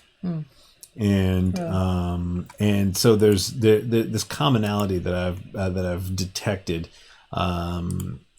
says to me that people tend to lend at least some credence to the possibility that there may be technological knowledge available from some lost ancient civilization, or if we're a cargo cult, say humans are a cargo cult and they left something behind. And so I think that people have kind of that is the kind of dangerous, valuable information that the reason why it's been so persistent, it could just simply be because it is a myth that's carried along with all these secret societies that have been around since the belief in Atlantis was very much there. I'll admit that may be part of it, but the truth of the matter is I still believe that there's a large section of important people who tend to believe in the Atlantean mythology for various different reasons.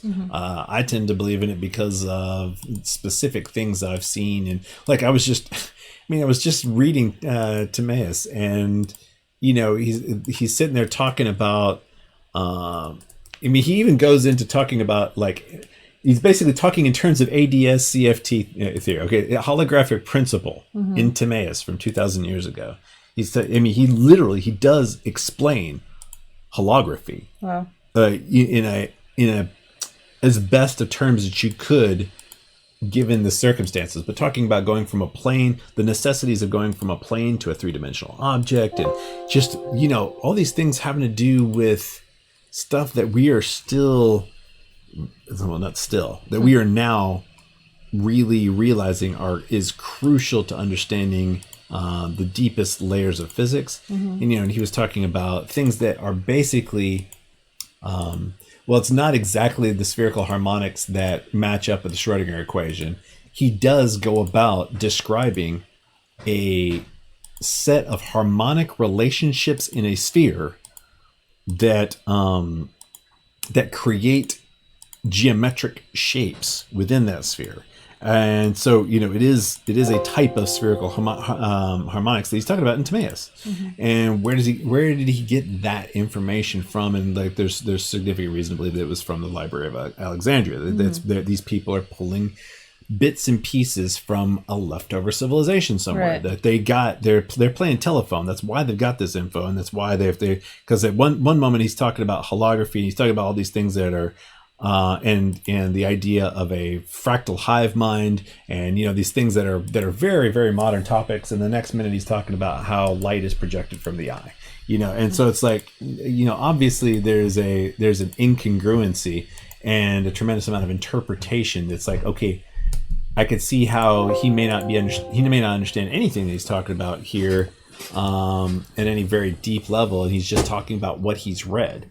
And it could be my understanding of these concepts that makes me read into it to some extent, but not to a great extent. He's very much talking about combinations of waves in space, and how those combinations of waves around the inside of a sphere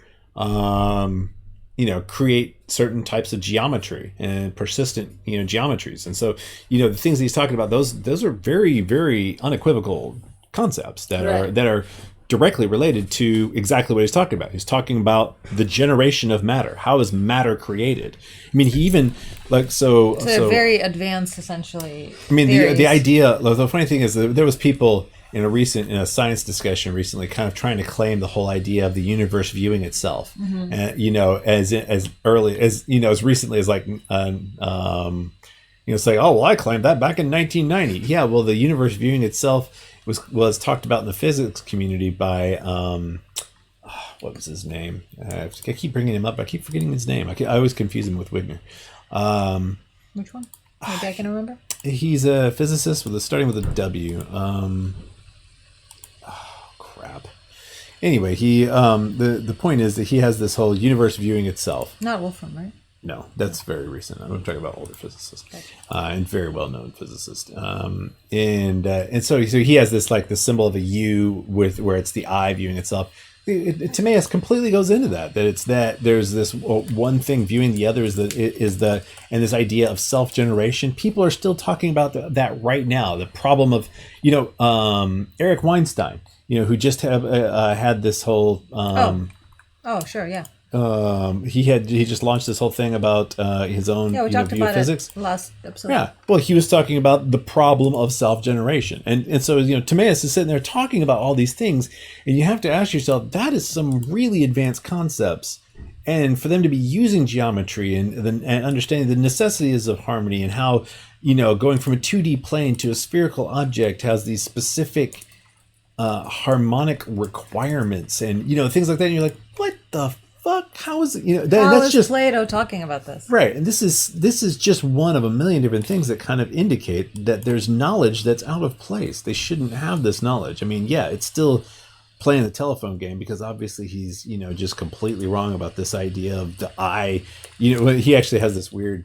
He describes the eye kind of shooting out its own light and it meeting up with the other light, and they mix together on the surface, or it's a weird little thing, but so you can tell there's these gaps in his knowledge where it's not like he was given all the knowledge of everything everywhere, but it does seem like a guy imagine you took some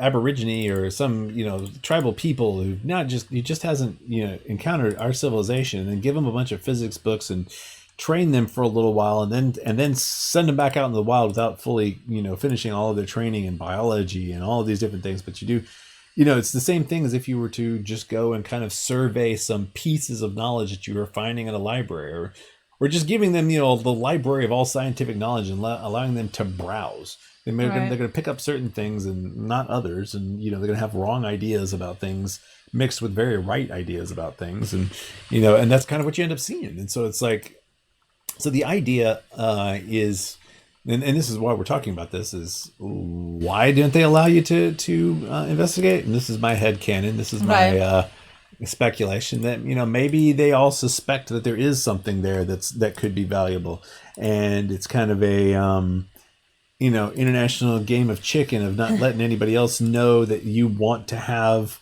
to be the first one to gain what may be valuable information, technologically speaking, but there may not be anything there. Mm-hmm. So there's there's a lot of different things that I think it's a neat speculation. I can't lend it a tremendous amount of credence because it's speculation based on speculation with a side of speculation. But it's fun to consider. It's just not extremely it's not terribly useful, but who knows? Who knows why they might be not allowing people? It's probably more political than anything, though.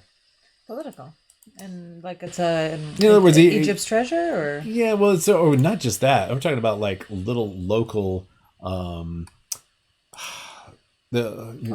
politics. Or? Yeah, local politics. You may have destroyed our ability for the mic because you're screwing with things. Can you stop screwing with that? The mic may not be going through because okay. Oh, okay. Just preparing for the after show. All right. So, what was I just saying? Talking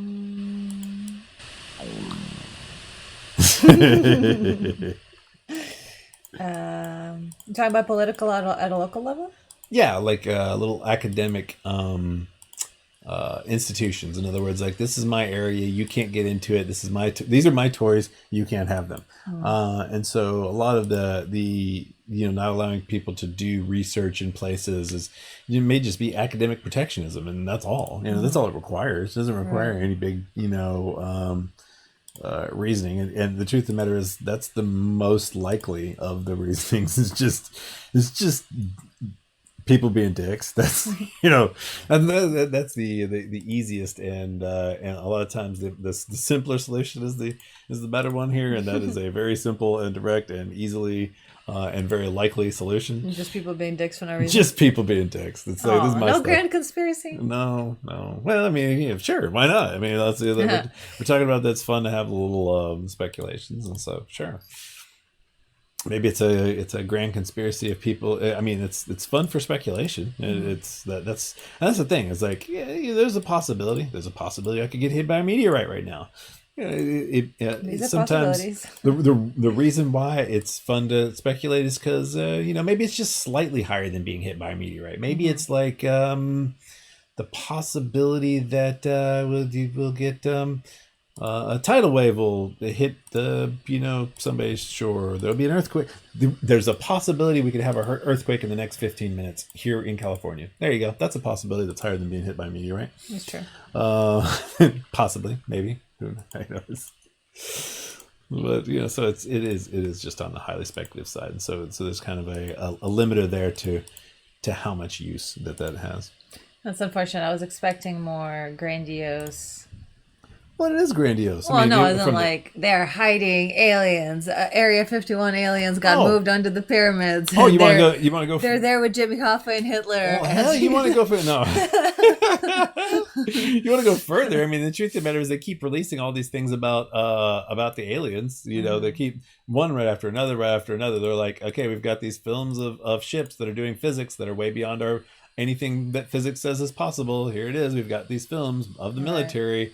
And they keep releasing it, and nobody pays any attention to it. It's like people literally close their eyes and stick their head in the sand. And like the military, the U.S. military has released repeatedly videos, and the people who were there, the actual pilots who witnessed it, said these things are making the accelerations that are way beyond the possibilities of anything. That is not just in our military capabilities, but in our understanding of how physics works. Mm-hmm. These things are not possible. Right. Okay. In other words, these things are breaking our understanding of what can be physically done in this universe. So that by itself should say something to people, and it doesn't, because they want to ignore it. Because it is kind of, well, how do you deal with that? How do you deal with something that kind of undermines your whole understanding of reality, and without going completely off the deep end and believing everything that's completely crazy. Right. And that's something I guess I've practiced long enough that it doesn't disturb me. But I know there was a time in my life that even considering those things, you get kind of stuck in this loop of like, well, if that's true, and then if all these other things are true, then what the fuck isn't true? You can go off the deep end unnecessarily because it's sort of you don't know what to hold on to. Right. It's ultimate a rabbit hole. Right. Exactly. And so it's not, so to a certain extent, it's just not useful to get stuck in that kind of place where you can end up going off in a million different directions. And while you don't have enough info, and it's not directly impacting you, you have to kind of pull back away from those if it's not just for entertainment. Once it starts to become a little obsessive and fearful, like, what does this mean for reality? What does this mean for my place in reality? What does this mean for all these? What does it mean? You got to back off and tell you what it means. Not a fucking thing. It's not impacting my life right now. That's what it means. Nothing. And so that's kind of that's the thing is when it's still just entertainment and stuff, great. And that's the same thing is true with the alien films. Right. That's what that's why people kind of turn away from it, because how much is it actually impacting their life? Right now, not at all. I mean, yes, these things prove that our physics are wrong. Yes, these, or at least show extremely good evidence that our physics is wrong. Right. But then we could believe, well, maybe it's just a disinformation campaign. Maybe there's all these things going on in the world right now that's all about posturing and lies and stuff between big countries because big things are happening. And, you can believe any narrative you want about it. And the truth of the matter is you have to kind of consider all of them. And then when you start considering all of them, then it's just a big haze. And so sometimes it's just not useful to try to get into figuring out things you cannot figure out. Right. You say there's interesting info there. Sometimes it's entertaining to think about what if. Mhm. And it's just but if I guess it's one of those things I just kind of want to warn people who are a little more, who get destabilized by all of these possibilities out there, because it can be a little bit unfun to a certain extent, Right. you know. And once it starts to get unfun, just make sure you're like, no, mainly it is bullshit because it is not impacting me. Right. It's not bullshit because that's not reality. Right. It's just not relevant. It's bullshit because it's not impacting me, and so therefore it's not my reality. And that's the biggest part. That Not your zoo, not your tigers. You know. yeah, not your zoo, not your tigers. Exactly. And so I guess that's kind of, whenever I talk about these things, you know, to people who are capable of, they're kind of on that line of you know, being able to understand that, well, there are these interesting parts of science. There's these, and then it's like, then how do you deal with these new changes in the world that are going on? The changes in the world that are going on right now, you know, that's kind of impacting our lives. That's important to kind of know about and understand.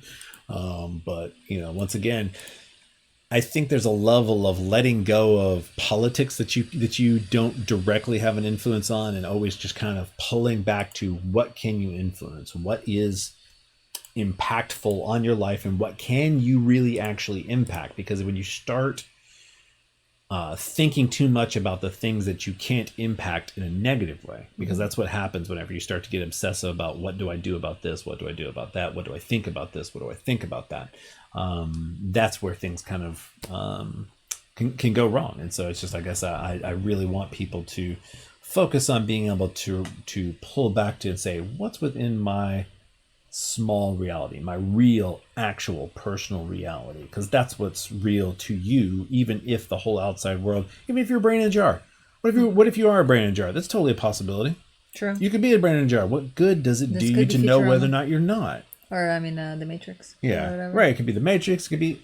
It doesn't do you any good to agonize about that. It's not valuable to you Unless you can escape. Unless you can actually really. There's very, very good, you know, hard, actionable evidence, right? If there's actionable things, then it impacts your life. In the meantime, it's just a hindrance. You have to act within what's given to you. And if in your estimation, actionable means ending this existence to see what's beyond it, go seek psychiatric help. Please do that immediately. Immediately. Yeah. If not sooner. That is the one time we advocate use not, psychiatric drugs. Do not pass go. Please immediately go see a doctor. And do not be shy to take psychiatric drugs for at least think about it, because that is the ones that are prescribed, you mean? Specifically yes, that are specifically the yes, prescribed ones. Let's be very careful about that. We normally advocate against And psychiatric we are drugs, do not construe this as medical advice of any not. kind. No, definitely not. It is just my thoughts to you as a fellow person on this earth. Yes. As we generally advocate against psychiatric drugs. So going to the full speculation, because before I go into any kind of like you have to crazy fun stuff, you know, it's like this doesn't matter. It's fun. It could be true and it could not, and it doesn't even matter. Yeah, let's disassociate from reality for a minute. Yeah, let's talk about the fun stuff, because that's what this is. It's sci-fi. The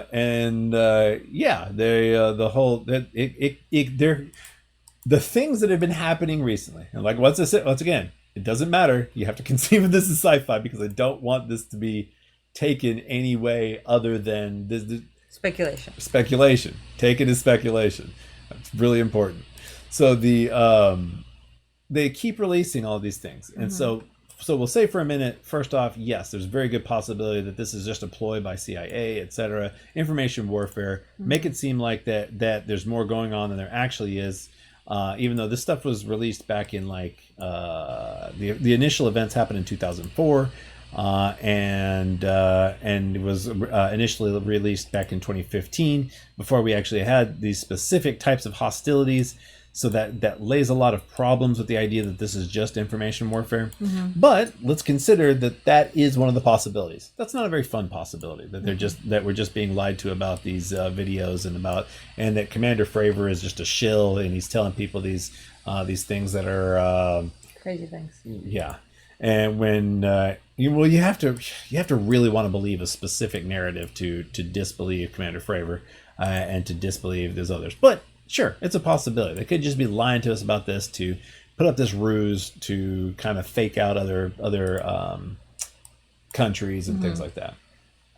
But let's consider for a second that there were all these Foo Fighter events that happened during like World War II, where both the Allies and the Axis were all thought that the other group had technology that neither one of them, you know, they were both talking about the events. Neither one of them knew what it was. Never was resolved. And so and then what we're seeing here is almost exactly the Foo Fighters. Like there's like one of the things they talked about is these orbs that would follow them. That was what Foo Fighters typically were described as. Well, one of the things that they specifically described. Now, this isn't Tic Tac or Gimbal, the two major events, but another one of the events that occurred, I think, during the Nimitz event, but where an orb with a cube inside it. So it was an orb with a cube. It was this geometric structure that came into the middle of a formation of military jets. And so that's almost exactly the same description of what was occurring to, you know, World War II, you know, fighter pilots and stuff. So with all that in mind, then let's say that there is some advanced civilization. Maybe it once was on Earth. Maybe. Then what would be going on right now? In other words, like what's happening? We got the you know, stuff going on with us, you know, having climate change, and there's the magnetic pole shift that's happening where radiation between, let's see, during the period of from 2014 to 2018, there was like an 18% rise of radiation in the stratosphere, and it's been on a trend for like 20 years going up. And now the magnetic poles, which protect us from the radiation, which is almost certainly why there was this large increase in radiation, the Earth's magnetic pole is shifting so fast that they've had to readjust navigation satellites and you know, the entire, you know, military navigation apparatus using GPS, etc., because of sometimes they also use magnetic north. All of that's had to be readjusted because magnetic north pole is flailing wildly. What happens when a pole shifts is that the magnetic field goes from being this nice, you know, idealistic, smooth torus to being this tangled bunch of knots going flipping out all over the place until it finally collapses and flips, and the North Pole ends up on the south. And that's the magnetic pole. That is occurring. And Earth loses, that is actively occurring. Radioactive right now. There is protection. The speed at which the North Pole is shifting is, you know, it may not seem like a lot to a person who only thinks in very short time frames, but it is on a geological time frame. Geological time frame, the speed at which it's moving is absolutely insane because it's happening. You know, each year it's moving a very significant amount. Matter of fact, let's look that up real quick, see what the actual amount per year is, because from what I last heard, it was actually not just moving a tremendous amount per year, but also accelerating. Let's see if that's correct real quick. Okay. North. I definitely heard the accelerating thing as well. Pole move per year. It would have been easier for you to do it on there, but what the heck is... Okay. During the 20th century, it moved 1,100 kilometers, and since 1970, its rate of motion has accelerated from 9 to 52 kilometers per year. So it's accelerating faster and faster. So what this means is that we're about to be bombarded with a huge amount of radiation all over the planet. Sometime probably... Who knows? We don't actually know because we don't know how, since it's accelerating, we don't know how fast that acceleration, we don't know exactly the way that the curve will necessarily, we can predict possibly, I suppose. I don't know that anybody's predicted when the actual pole shift will happen according to how fast the pole is moving, but it's almost certainly will happen in our lifetime all over the planet. Everybody's going to be dosed with radiation. Yeah. That's fun. It's something nobody ever fucking talks about. That's just an obvious fact. So that's going to happen soon, not necessarily within lifetime. That's my own projection, is that it's probably going to be within our lifetimes. So that's happening. So we've got political unrest. We've got climate change. We've got the pole shift. We've got all of these things happening simultaneously, and now we've got these. The government, for some reason, wants us to know that there is physics beyond current physics. They're telling us repeatedly.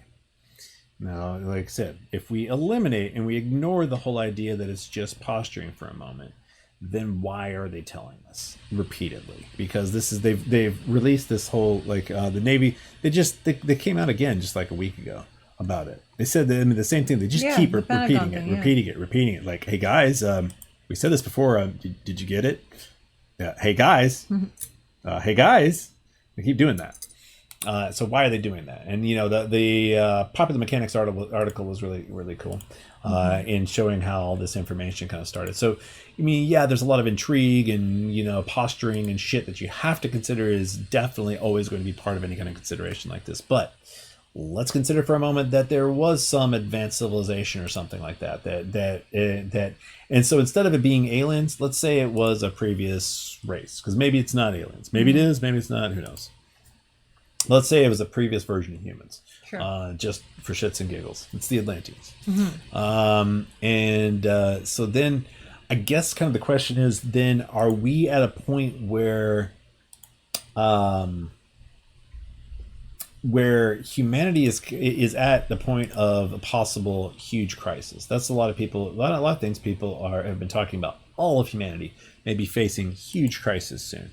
And the question is, typically, one would think that an exterior race would not do anything for us. And another race would just simply watch us die. If that was when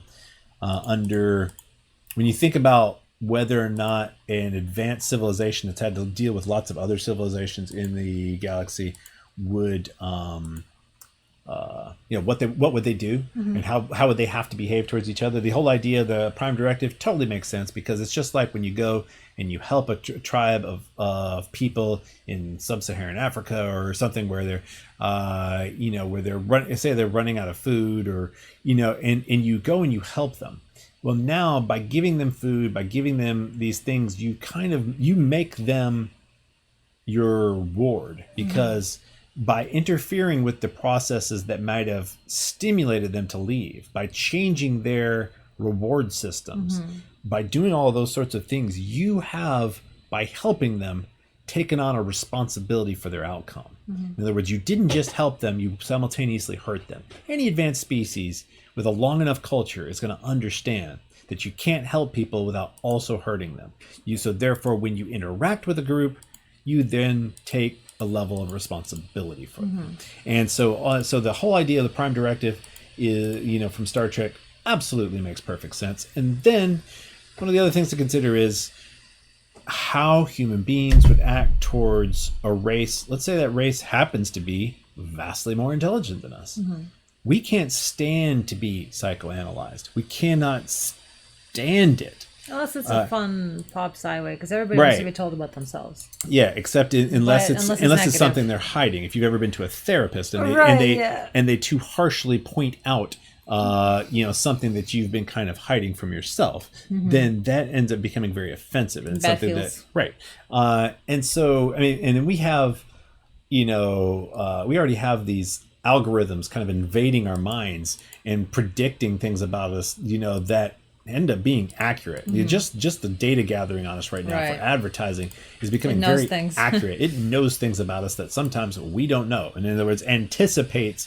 They're able to, with a dumb computer that doesn't have artificial intelligence even, able to anticipate some of our desires and needs and actually guide them through that anticipation. So there's a lot of, already we've got invasion of our minds with dumb systems. Imagine us being exposed to a race that we know, you could tell they are far more intelligent than us. Imagine how intimidating that would be to be around them all the time. We would not be able to stand it, period. We would hate them. Okay, so that's because it's too invasive for the same most inversion people have to, like, mind readers. And yeah, absolutely. So we would hate them. We would not stand their existence. That's humanity for them. I mean, it's maybe a few of us would. I wonder if that's why wonder if there's any potential crossover there with the robot hate.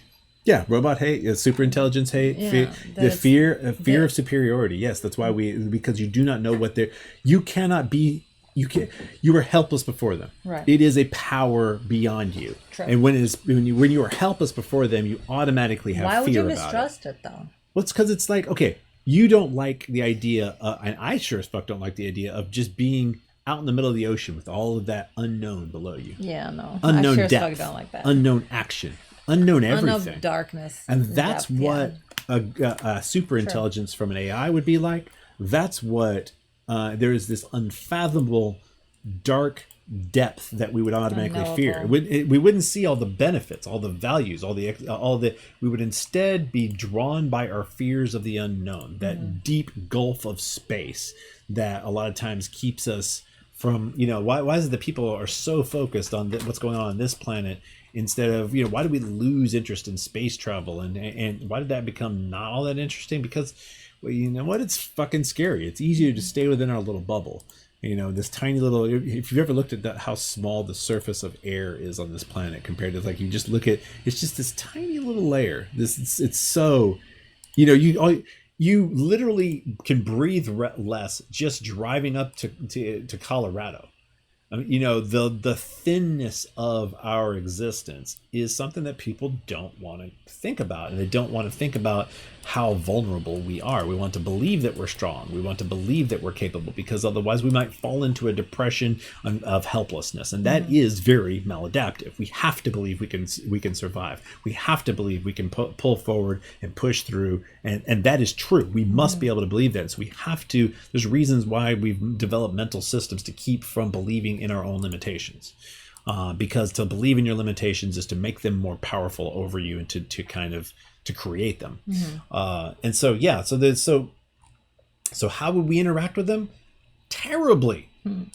If they helped us, how would that work out? Not so good. So the only real thing why not? If they helped us, we could see they're benevolent. Yeah, except what good's that going to do them? Now we're dependent on them. Now we have to. So, and here's the thing. We are so rebellious. Imagine them saying, yeah, we know a better way of doing things. Do you think any fucking body, if they didn't like the systems that those aliens had, would ever go along with them? Doesn't matter. It's like, yeah, okay, we've had 10,000 years of civilization. And they tell us this, 10,000 years of stable civilization. You can look into our records. And the only way you can accomplish that is with these limitations of freedoms and these systems and these laws. And we've tried all these other things and they always fail it. Do you think that we'd follow it? Fuck no. We'd give them the middle finger. And if they try to help us, we're going to still want to be able to do dumb shit our own way because we're not as smart as them. And here's the thing. I don't even know what we're talking about specifically here. I'm not saying that their system I'm just saying that if their system was provably better, we would not accept it. The vast majority of humanity simply would give it the middle finger because that's how we work. Right. And the truth of the matter is there is some level of freedom to try out new things, and there is some level of error that's like, well, they're emotional profiles are different there, and so there is some truth to, if we tried to do it exactly their way, it wouldn't work out anyway.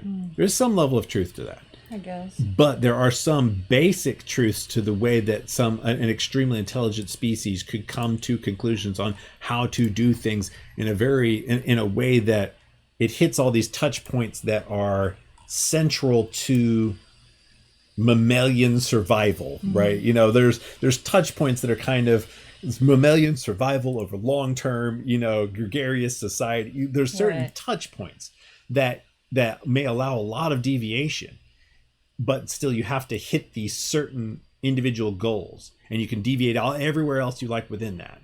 But you do have to hit these certain goals. We wouldn't accept that either, because if they tried to tell us, it's like, okay, you can vary a million other things, but you cannot vary this one particular thing. This is a core requirement of civilization over long term. Just by telling them that, I feel like humans would be like, oh, really? Fuck you. Oh, really? Fuck you. and they could have all this proof. We could know. We could sense it. We could detect it. We could experience it, that they are vastly more intelligent than us. We wouldn't fucking listen. Yeah. And so what then are they left with? What value is their interaction with us, first off? Right. And, and so where does that leave us? Well, At this point, the only reason for a group to even really be interested in us is like, as a television show, watch us all kill ourselves. It's like, oh, great! Hey, look, a species about to blow itself to bits. This is going to be neat. Everybody watch. And so I could see them being interested in watching us implode, at most. But but interacting with us. I think the only way that they would interact with us. Yeah, if they're sufficiently, basically the point is if they're sufficiently intelligent to have technology, and then they're not gonna know better than to try to do anything with us, right? Other than they're gonna observe, know better, maybe. Right? Yeah. If they're sufficiently intelligent enough to have a spacefaring civilization that is so far capable advanced of spacefaring compared to ours, right? We started noticing them first when 15th century, right. Exactly. So then. I'm sure they'd still have problems, but the point is that they would still be very significantly. And just evidence seems to point that they do know better. Just imagine us trying to deal with look how we deal with tribal societies. It's not like we care what their laws are.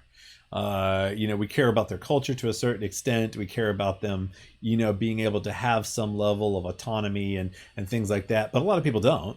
A lot of and so imagine all these civilizations looking at us, these primitives, and our inability to ever accomplish. Surprised they haven't robbed us blind a long-term of our civilization. Jewels and shit. Yeah, or our gold, and put it in their museums. Yeah. So the point is, I think the only way that they would actually have anything to do with us, would be if we are backups. In other words, this is something I was talking to some other people about the other day, and that is that as you have this genetic bifurcation that's probably about to happen. So so in our technology, we're advancing our technology. We've got most recently the lab grown neurons and biotech is well, not just neurons, but they were like circuits that were able to like recruit. Weren't they able to recruit some sort of metallic stuff or something? Yeah, the one that we just talked about.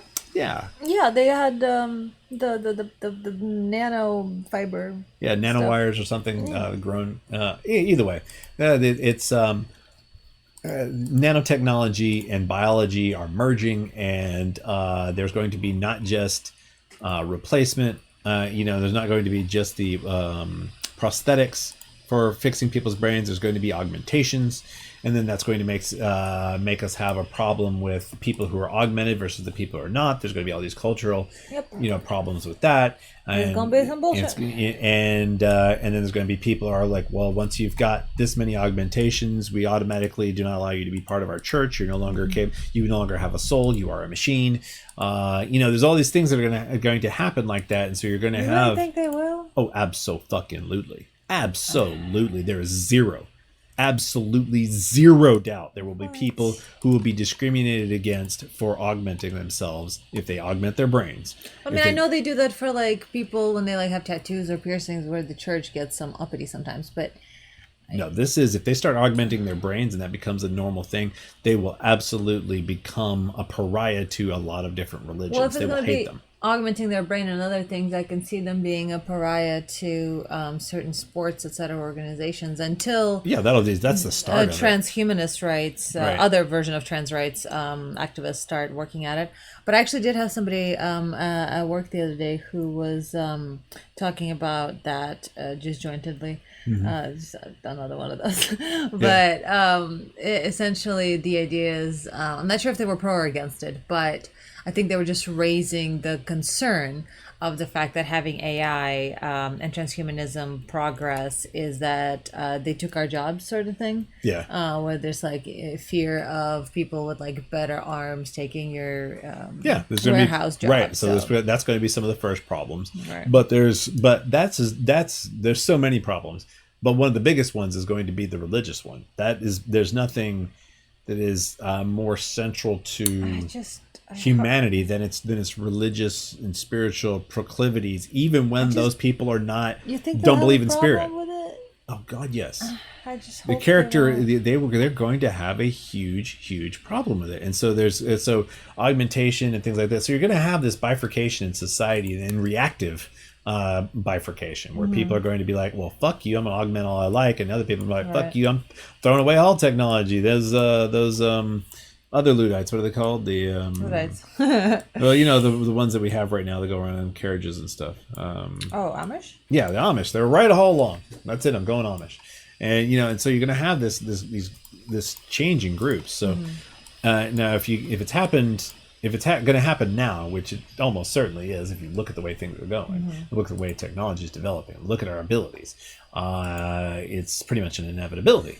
So then, if it happened now, then would it have happened before? Well, of course, if there was a technologically advanced society, then yes, it would have. And then these are the people who alter themselves versus the people who do not. And the people who alter themselves would also, of course, be okay with genetic alterations if they're okay with changing the way that their brain works with, you know, stuff. If they're okay, they're augmenting that, then of course they're going to be fine with augmenting genetics. And both of these technologies are going to have to progress together. In other words, biotech and computing, they're progressing together, and they would in any society to a certain extent. So there would be that sort of the alterers and the non-alterers, and then a speciation, and so therefore, you know, what you have is a need for backups.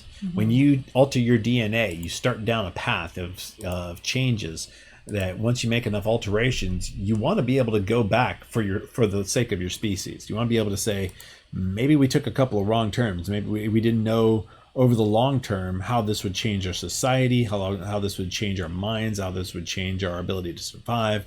There's all these requirements at the bottom level we didn't realize and couldn't possibly realize and couldn't adapt to. So we need another version of us that's close to us. And in which case, that is the only, to fit within all these weird constraints, that's the only version of an ancient advanced civilization and their interaction, the weird alien kinds of interaction that are occurring with us right now under these circumstances. That's the only picture that I could make fit in a speculative sense, is that it would be some sort of group that has kept us as their backups, and so therefore that's the only reason they would interact with us, because otherwise they wouldn't care. Just let yourselves go blow yourself to bits. Who gives a fuck?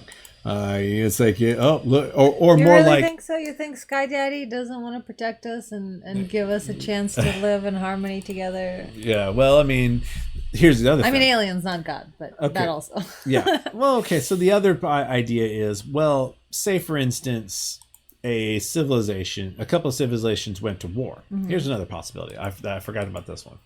And that is, they went to war, and we actually are a cargo cult. In other words, they landed their shit here, used us as cheap labor, because we're a little pit stop in between this interplanetary warfare.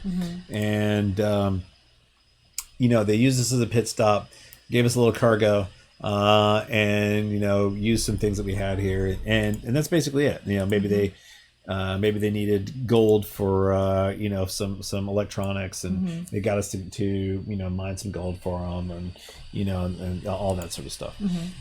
Then say after the war's over, they realize that they've done damage to, you know, this small planet. And they realize, okay, now that we have altered their culture, exposed them to technology, we've broken all the rules of non-interference. Therefore, the entire, you know, galactic organization says you are now responsible for them. And so therefore, if your involvement with them can be judged to be in any way responsible for their downfall, then you're responsible to prop them up.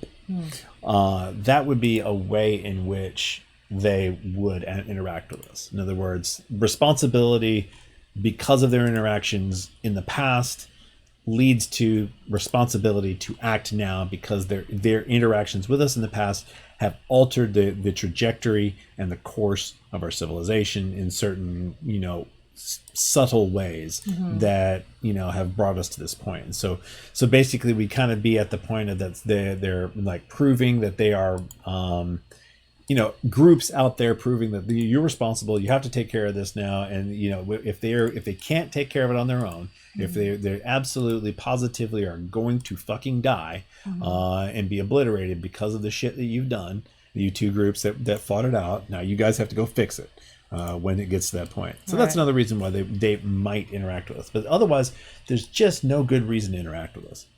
We don't have any benefit to them. No. But then why are they around? Oh, well, then the why would they be around if they're like, let's say both of those are false and there's still galactic organizations out there and stuff. Then what we've experienced is criminals and kids, and that is people who are not supposed to be going out to wildlife game parks, and they're not supposed to be poaching, and they're not supposed to be taking joy rides and crashing their shit into Area 51, and they're not supposed to be doing that sort of stuff, and they did it anyway. And so there's a kind of a criminal element to these exterior civilizations that that keeps doing shit they're not supposed to. That would be another way to explain periodic sorts of interactions with us. What if there's no galactic council or federation of any kind? Well, organization. In other words, not necessarily. There would always be, if there is another race out there, there's almost certainly multiple races, and so therefore sure, there could be the idea that there's only one race and they killed off everybody else. Maybe, who knows? So I'm not sure I know what your question. Well, you're just saying, like, assuming there is a galactic federation, and then well, what if there isn't? Groups. All I'm saying is groups of civilizations that have to interact and have to come to some sorts of just like we're not. Our entire planet of all these different countries is not one federation. We're not all. But we do have certain ways in which each of us is maneuvering and has to work within the certain rules, and we're trying to get away with little things, and all the different countries are doing all these things. It's like, oh no, we're not getting away with anything. We're not doing anything, but yeah, we are. It's like that whole political intrigue that's constantly going on between countries. Of course, would be going on between different civilizations if there were many different civilizations out there in our galaxy. And then of course, like there's always these questions of, well, why don't we see them? It's like, well, of course we've got just tons and tons and tons and tons of things that people have dismissed. Why is the footage so blurry? Why is the footage so blurry? Right? Why is there or not just that? Well, what about seeing them with telescopes? Well, first off, if you assume that their tech, the only proper technology is biotech, because that's my assumption. You don't, biotech is the only technology that can last for, millions of years. It's the only technology that can repair itself at the smallest level. Biotech is the only outcome of technology that makes any sense. Our kind of technology is clunky crap. Even our nanotechnology and things like that, it can't self-repair. It automatically wears out. It takes a tremendous amount of energy and effort and stuff to create, when you could just genetically define it and then grow it and allow it to do itself. And so it's just, we have this pedantic top-down methodology of creating technology that's completely ass backwards, and any advanced technology is going to leave this crap system that we've got right now utterly behind. And so therefore the idea that we'd have civilizations out there that were using our blasting ourselves with radio waves constantly, and and just doing all these things that are obviously harmful to us. I mean, we know these things are harmful to us. Like right now, my favorite example is so 5G technology, they is not at terahertz yet. It's not. So there are other people freaking out about 5G. They're just a moment too early, because the next thing that everybody's talking about in the behind the scenes in the technology community is like, oh man, terahertz. We can fit so much information into terahertz. We're gonna do this. This is gonna be great. And they're all just rushing ahead. Well, there's been study after study after study that shows that terahertz is extremely damaging to DNA and to just a variety of things. This is like, you just Google it and MIT comes up as like the first link. It's just not hard to find reputable sources that say terahertz can be dangerous at certain concentrations, and at certain, there's a whole lot of danger there, and it's of course not perfectly understood. And so we start blasting ourselves. We're gonna start blasting ourselves with terahertz. I know we are, because the technology is going to, the greed of it and the technology is going to outstrip any kind of prudence, because the prudence is holding them back from blasting us with all this damaging shit. How many times have we poison ourselves with DDT or fucking cigarettes and allowing that shit, and just a million different things. We just always poison ourselves for profit, and so it's like, we're going to do it again. So it's, things like that kind of point to a certain trajectory for the way things will work out. But, other civilizations aren't going to have that kind of thing necessarily still in them after they've, made it long enough. We're at that point where we're about to destroy ourselves because we keep doing all these stupid things. Because we keep having these ideas that are counter to specific goalposts you must navigate to survive at the long term. And that's the thing. There are certain goalposts for civilizations to survive at the long term that we do not make the turn at that point. Gotcha. We don't make sure to. It's a little. We got lots of wiggle room. On the other side of it, but we just miss it.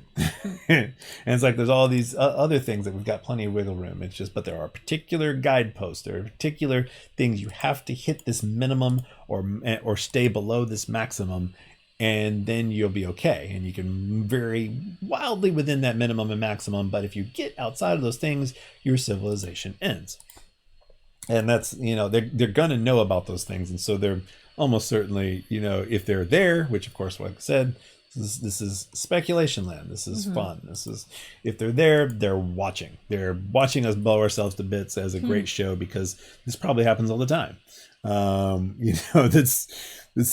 would be the most amount of interaction that they should have with us. But given that we have this, now we have where they have fleets of unidentified objects behaving, literally fleets. Like if you look up the gimbal video, that it's different than the Nimitz event with the Tic Tac, but this is gimbal. There's Go Fast, Gimbal, and Tic Tac are the three main ones that they talk about. That are, I think they were all from by the Navy, but different events at different times in different places. And those are the Nimitz event actually affectionately named, other than Nimitz, all the other ones, Tic Tac, and the other two things are named after the shape of the. Right, after the shape of the shape and behavior. Well, the Nimitz was the one that viewed the Tic Tac event, and the Nimitz, I think, is the one that back in 2004 they watched UFOs flying around for weeks. Well, Captain Fravor was on that one. Yeah, Captain Fravor directly, visually confirmed the craft. Like one of the things that he didn't tell anybody, but that you don't find out about except in his Joe Rogan interview, is that cross-shaped thing from under the water that was jumping around. I mean, the behaviors that are so utterly foreign to and completely impossible according to our physics. Impossible. So, we have evidence. It is happening. Repeated evidence from reliable sources. It is happening. And our physics says it's impossible. So one of these has to go away. Do we choose our belief systems, our cherished belief systems, or do we choose the evidence? And it's given that the evidence is repeated and from reliable sources. I think we should choose the evidence, but people don't want to choose the evidence because it's disturbing. That's really funny how you're right. Like, it keeps being screamed at us. It was trending on Twitter a couple of days ago. Yeah. Or a week ago. They're like, hey. Hey, here it is again, guys. And then everybody goes, oh, nope, not looking at that. Oh, no, sir, not looking there. They go, guys, no, seriously, Nope. You're going to have to consider this. Nope, we don't care. No, we don't care. We remember the blah, blah, blah, blah, blah, and put my fingers in my ears. That's what people are doing. So I put my fingers in my ears, I'm not listening. There is nothing happening. Nothing. It's just so funny. And I think that's why they're repeatedly doing it, because we're going to have to be introduced to a different world. If we're going to interact with any other thing, we're kind of at a transition point where people have to basically, the funny thing is, this is the right time for all these things to happen, because everyone has now experienced something that is very world changing. Right. They've experienced, which is basically a tripping experience. Everybody's had to go through this stress that makes your mind a little more flexible, because that's how your serotonin responds to stress, is you end up being just a little more flexible than you might otherwise be. And so there's a point at which the entire earth now has had to undergo a change to their reality. Right. And so if there were a time for them to slowly but rapidly, on the whole time scale of things, introduce us to a kind of a radically different reality, this would be the time to do it. Here's my conspiracy theory. It has nothing to do with the pyramids. What if the macaroni has to do with The macaroni? the coroni? The coroni. Oh, the corona. Macaroni. What if it's just a training exercise for alien invasion, man? Alien invasion, dude. No, I don't think so. No. It's the there's too many people who are. I mean, okay, you could believe it's some sort of warfare if you wanted. I don't like negative. It's not a good idea to go down negative paths whenever you're considering things. It's fun to consider things that are positive and they're fine and it'll be fine. You know, Right. when you're talking about speculative areas, it is never a good idea to go down the extremely negative paths very far. Right. You should never go down those paths because that is called paranoid schizophrenia. It can basically hurt your mind in a very direct fashion because I believe the neurological reasoning behind why it damages your mind is that there is the particular chemical soup it creates when you have both the fear and the stress that comes from the fear, along with those considerations of this deep dark unknown. And so basically, like, it's just not a good idea to go down those kinds of dark paths. That's why I was bringing up what I was doing earlier. Where it's like, instead of having people legitimately believe that there's a section of the populace that like eats babies, it's like, Yeah. no, they just sit with a spooky lady that like drizzles some red food coloring around, and it's like their little club. Like, Yeah. it's not. I just don't want to even it's not talk a about thing. okay, so the paranoid schizophrenic part of the world that sometimes they pick up some truth with all of their falsehood. You know, I don't want to go down their path at all. There's no value to going down that path because most of the things that they actionable. ever address are completely, I mean, even the things that we're addressing, they're not actionable either. Right. You know, they're not actionable, but at least these are not disturbing in a very negative way. Right. They're disturbing If you can glean in a knowledge, kind sure, of but wow, who knows what the world may bring? Who knows what kind of interesting things might happen? Perhaps we will actually be saved because of, you know, and we'll actually overcome these problems. We'll go join a creative galactic civilization. Well, creative speculation is one thing when you can like learn something or you can leap to a new conclusion that's like creatively positive. But when it's just indulging morbid fascination, which I know people who watch like true crime, Yeah. and stuff like that. Yeah, there's Yeah, like focusing upon the negative tends to fascination be with very, very bad idea in general. And so it's I would recommend let's not focus on that. Let's instead, I mean, yes, there is a possibility it could be some sort of warfare. The likelihood of that is just, you really have to search for it, because when you believe in the incompetence of mankind and you have to believe people are incompetent. You have to believe that all of our professionals are incompetent to a certain level, that most conspiracies are kind of accidents to a certain extent. And that is a bunch of people who happen to have common goals, each of them acting according to their common goals that they didn't even necessarily share, can create a system because that interaction is the only way that it could work and make it through all the blockades. And so they didn't actually think through this big, large system of, you know, conspiratorial things. They were just acting upon their desires, and their desires, you know, all of their desires lining up in the same direction ended up having to fit through these requirements that kind of shaved off everything but the one system that could make it through, that will look like a system that's been designed. It's not been designed, it was sharpened and cut. It was extruded. It was extruded through reality. People's desires extruded through the requirements of reality ended up creating a system that in retrospect looks to be designed. And so I think that's where most conspiracy comes from. Yeah, the emergence of it. Right. It's just emergence. But people do get together and talk about things. And yeah, then absolutely. Act on there it. are really actually conspiracies. I just don't think that there's these big, giant cabals, and you have to understand, once you believe in people's incompetence and their self-interest and their laziness. And when you believe in those things, then you see, oh, well, the coronavirus getting out of control, a lot of it just has to do with them being incompetent, being selfish, being not looking to the future. Just, the idea that it would be somebody purposefully doing that stuff is just so unnecessarily negative and unlikely. And, that's literally just of completely negative value to consider. It's negative value. There's not only can you not act upon it, it will negatively impact your life to think that way. Right.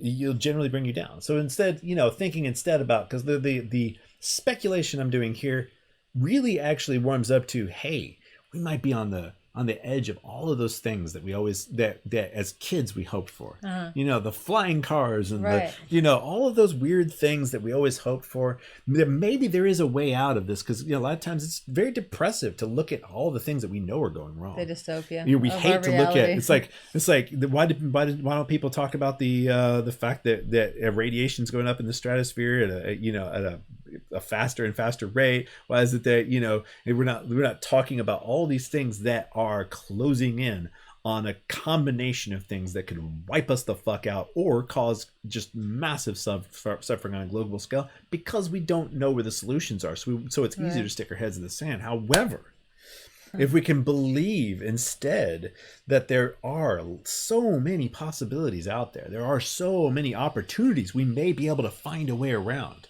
If we can, that's what speculation is supposed to be for. To believe there is a way around, to believe maybe, just maybe, there's something out there that we can do. There's some way that things will come together. That we have to keep our eyes on the future and the hope for the future, and believing in that there is some way we will overcome this difficulty. There's some way that we'll find it if we just stay the course of looking. If we keep searching, if we keep working at it and trying our best to really come together and find the solution and execute the solution, and we'll be able to do that what we did with the space race, and we made it to the moon. That's really what they're calling upon when they say, hey, we put a man on the moon. That's what they're calling upon, is that nobody would have believed that we could do that. And the truth of the matter is, maybe the first time that we went to the moon, we actually, the whole conspiracy with that we didn't go to the moon, definitely fucking went to the moon. Right. But maybe we didn't go right when we said we did. Maybe it took us a little longer. Maybe we did announce it earlier. Maybe that has to do with all the weirdness that's going on. Maybe we announced it slightly earlier than we actually did. Who knows? Who cares? The point is that there is that attitude that we can do it, that there are things that are just beyond it's beyond what we believe is possible. And saying, just because I believe it's impossible is not a good reason for it to actually be impossible. My beliefs and my feelings about it being impossible to overcome these things are readily proven false over and over. There are way more things that I could possibly consider. That's the usefulness of sci-fi speculation, of thinking about these sorts of things. They have positive pattern matching, an actual positive value in our lives, and that is to believe in the possibilities, that there are possibilities in the future. That's like, hey, maybe this, maybe that, maybe there's some interesting, maybe we've overcome this before, maybe we've had to face this before in the past, and we're just at the end of a cycle. Things are about to change. We're about to turn the fucking corner, and it's going to be a big corner. It's going to be greater than we've ever fucking imagined. And that's how I feel. I really believe we may be at a point that and a lot of people are coming to that conclusion. We're talking about we're talking about Nobel Prize winners. We're talking about people in high parts of government and academia that also believe that we are at possibly a turning point, like an axial point in history, regardless of the aliens things, regardless of those. There's things going on in AI. There's things going on in physics. There's things going on all over the place that indicate we may be about to change dramatically. And that scares people, of course, because you don't know what dramatic change will be. You don't know if that's going to be positive dramatic change. But the thing is, we no longer have a choice. We're being pushed out of the nest. It's the whole world, all of the environment around us is pushing us the fuck out of the nest. We had this nice little calm period of very few volcanoes, nice little calm period of very few meteorite strikes. Krakatoa just exploded. Right, very few meteorite strikes. Very calm period for us to make it this far, and then our very existence perturbed the system where it's not going to be able to keep sailing along in the way that the direction we're going. The direction we have been going up until recently is diverging from the way that the environment's going. Right. And we can't make the whole environment do what we want it to do. No. We can make parts of it. We thought we had control of nature, and that hubris, hopefully we will not be punished for that hubris by Nemesis. I mean, that's because that's what that is when we believe that we could completely steer our entire environment and warp it to whatever we wanted 100%. We were mistaken, because we're not separate from the environment. We're part of it. So yeah, we're at this divergent point. And so we're going to have to make a course correction, but that course correction may be something beautiful. It may be something that is beyond our wildest dreams. And there's a lot of people who are starting to come to that same conclusion. That's like, maybe we shouldn't be afraid, but exhilarated. Because that's the difference between fear that makes you fall down and makes you cower in the corner, and exhilaration. It's the same emotion, basically. This is the same physiological effect. It's a decision about whether you believe it's going to work out or you believe it's going to all fail.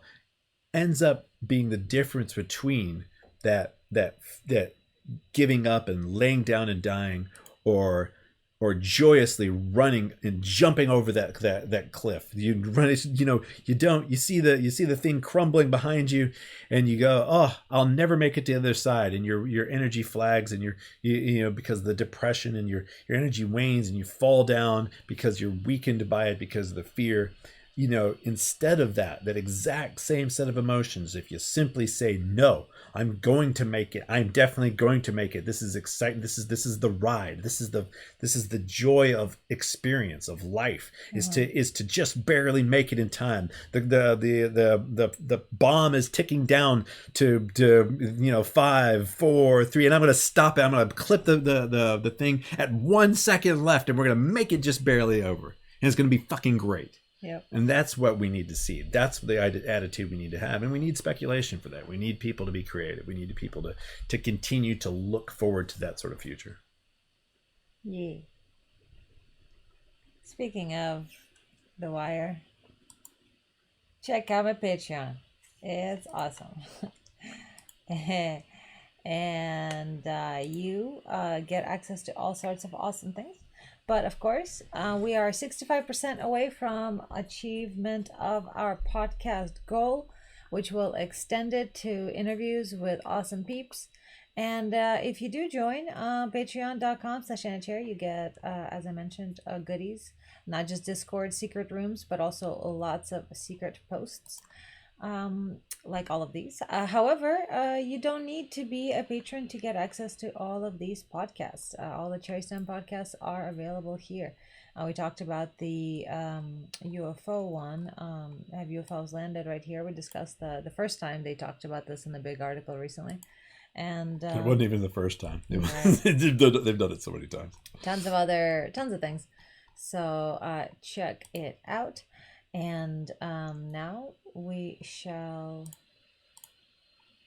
exit and go hang out with our patrons. Sounds good to me. And talk about things more and things and stuff. So thank y'all for watching, and thank you for joining us. Stay positive. Yeah. Think of the future. Have exhilaration, not fear. Yes, and we're gonna do it. I would like to talk about some possibly more sciencey things, like genetic memory. There's been some cool new warm research that I've been meaning to talk about, and it'd be fun to go over some other things from like the whole past and present of the research into genetic memory. Oh, yeah, sure. So that might be the next show, but also we'll keep you a breast and a thigh and a buttock And a leg. and a leg and a cheek of all the news that we deem interesting. So we will see you next time, be it next week or week after next. And if you are a patron, you can definitely come hang out with us. There will be Patreon mail as well as Discord link posted to the after show. So come hang out, and we'll see you all next time. Thank you for joining. I've been Anna Cherry. I've been Richard Roll. Yeah, bye.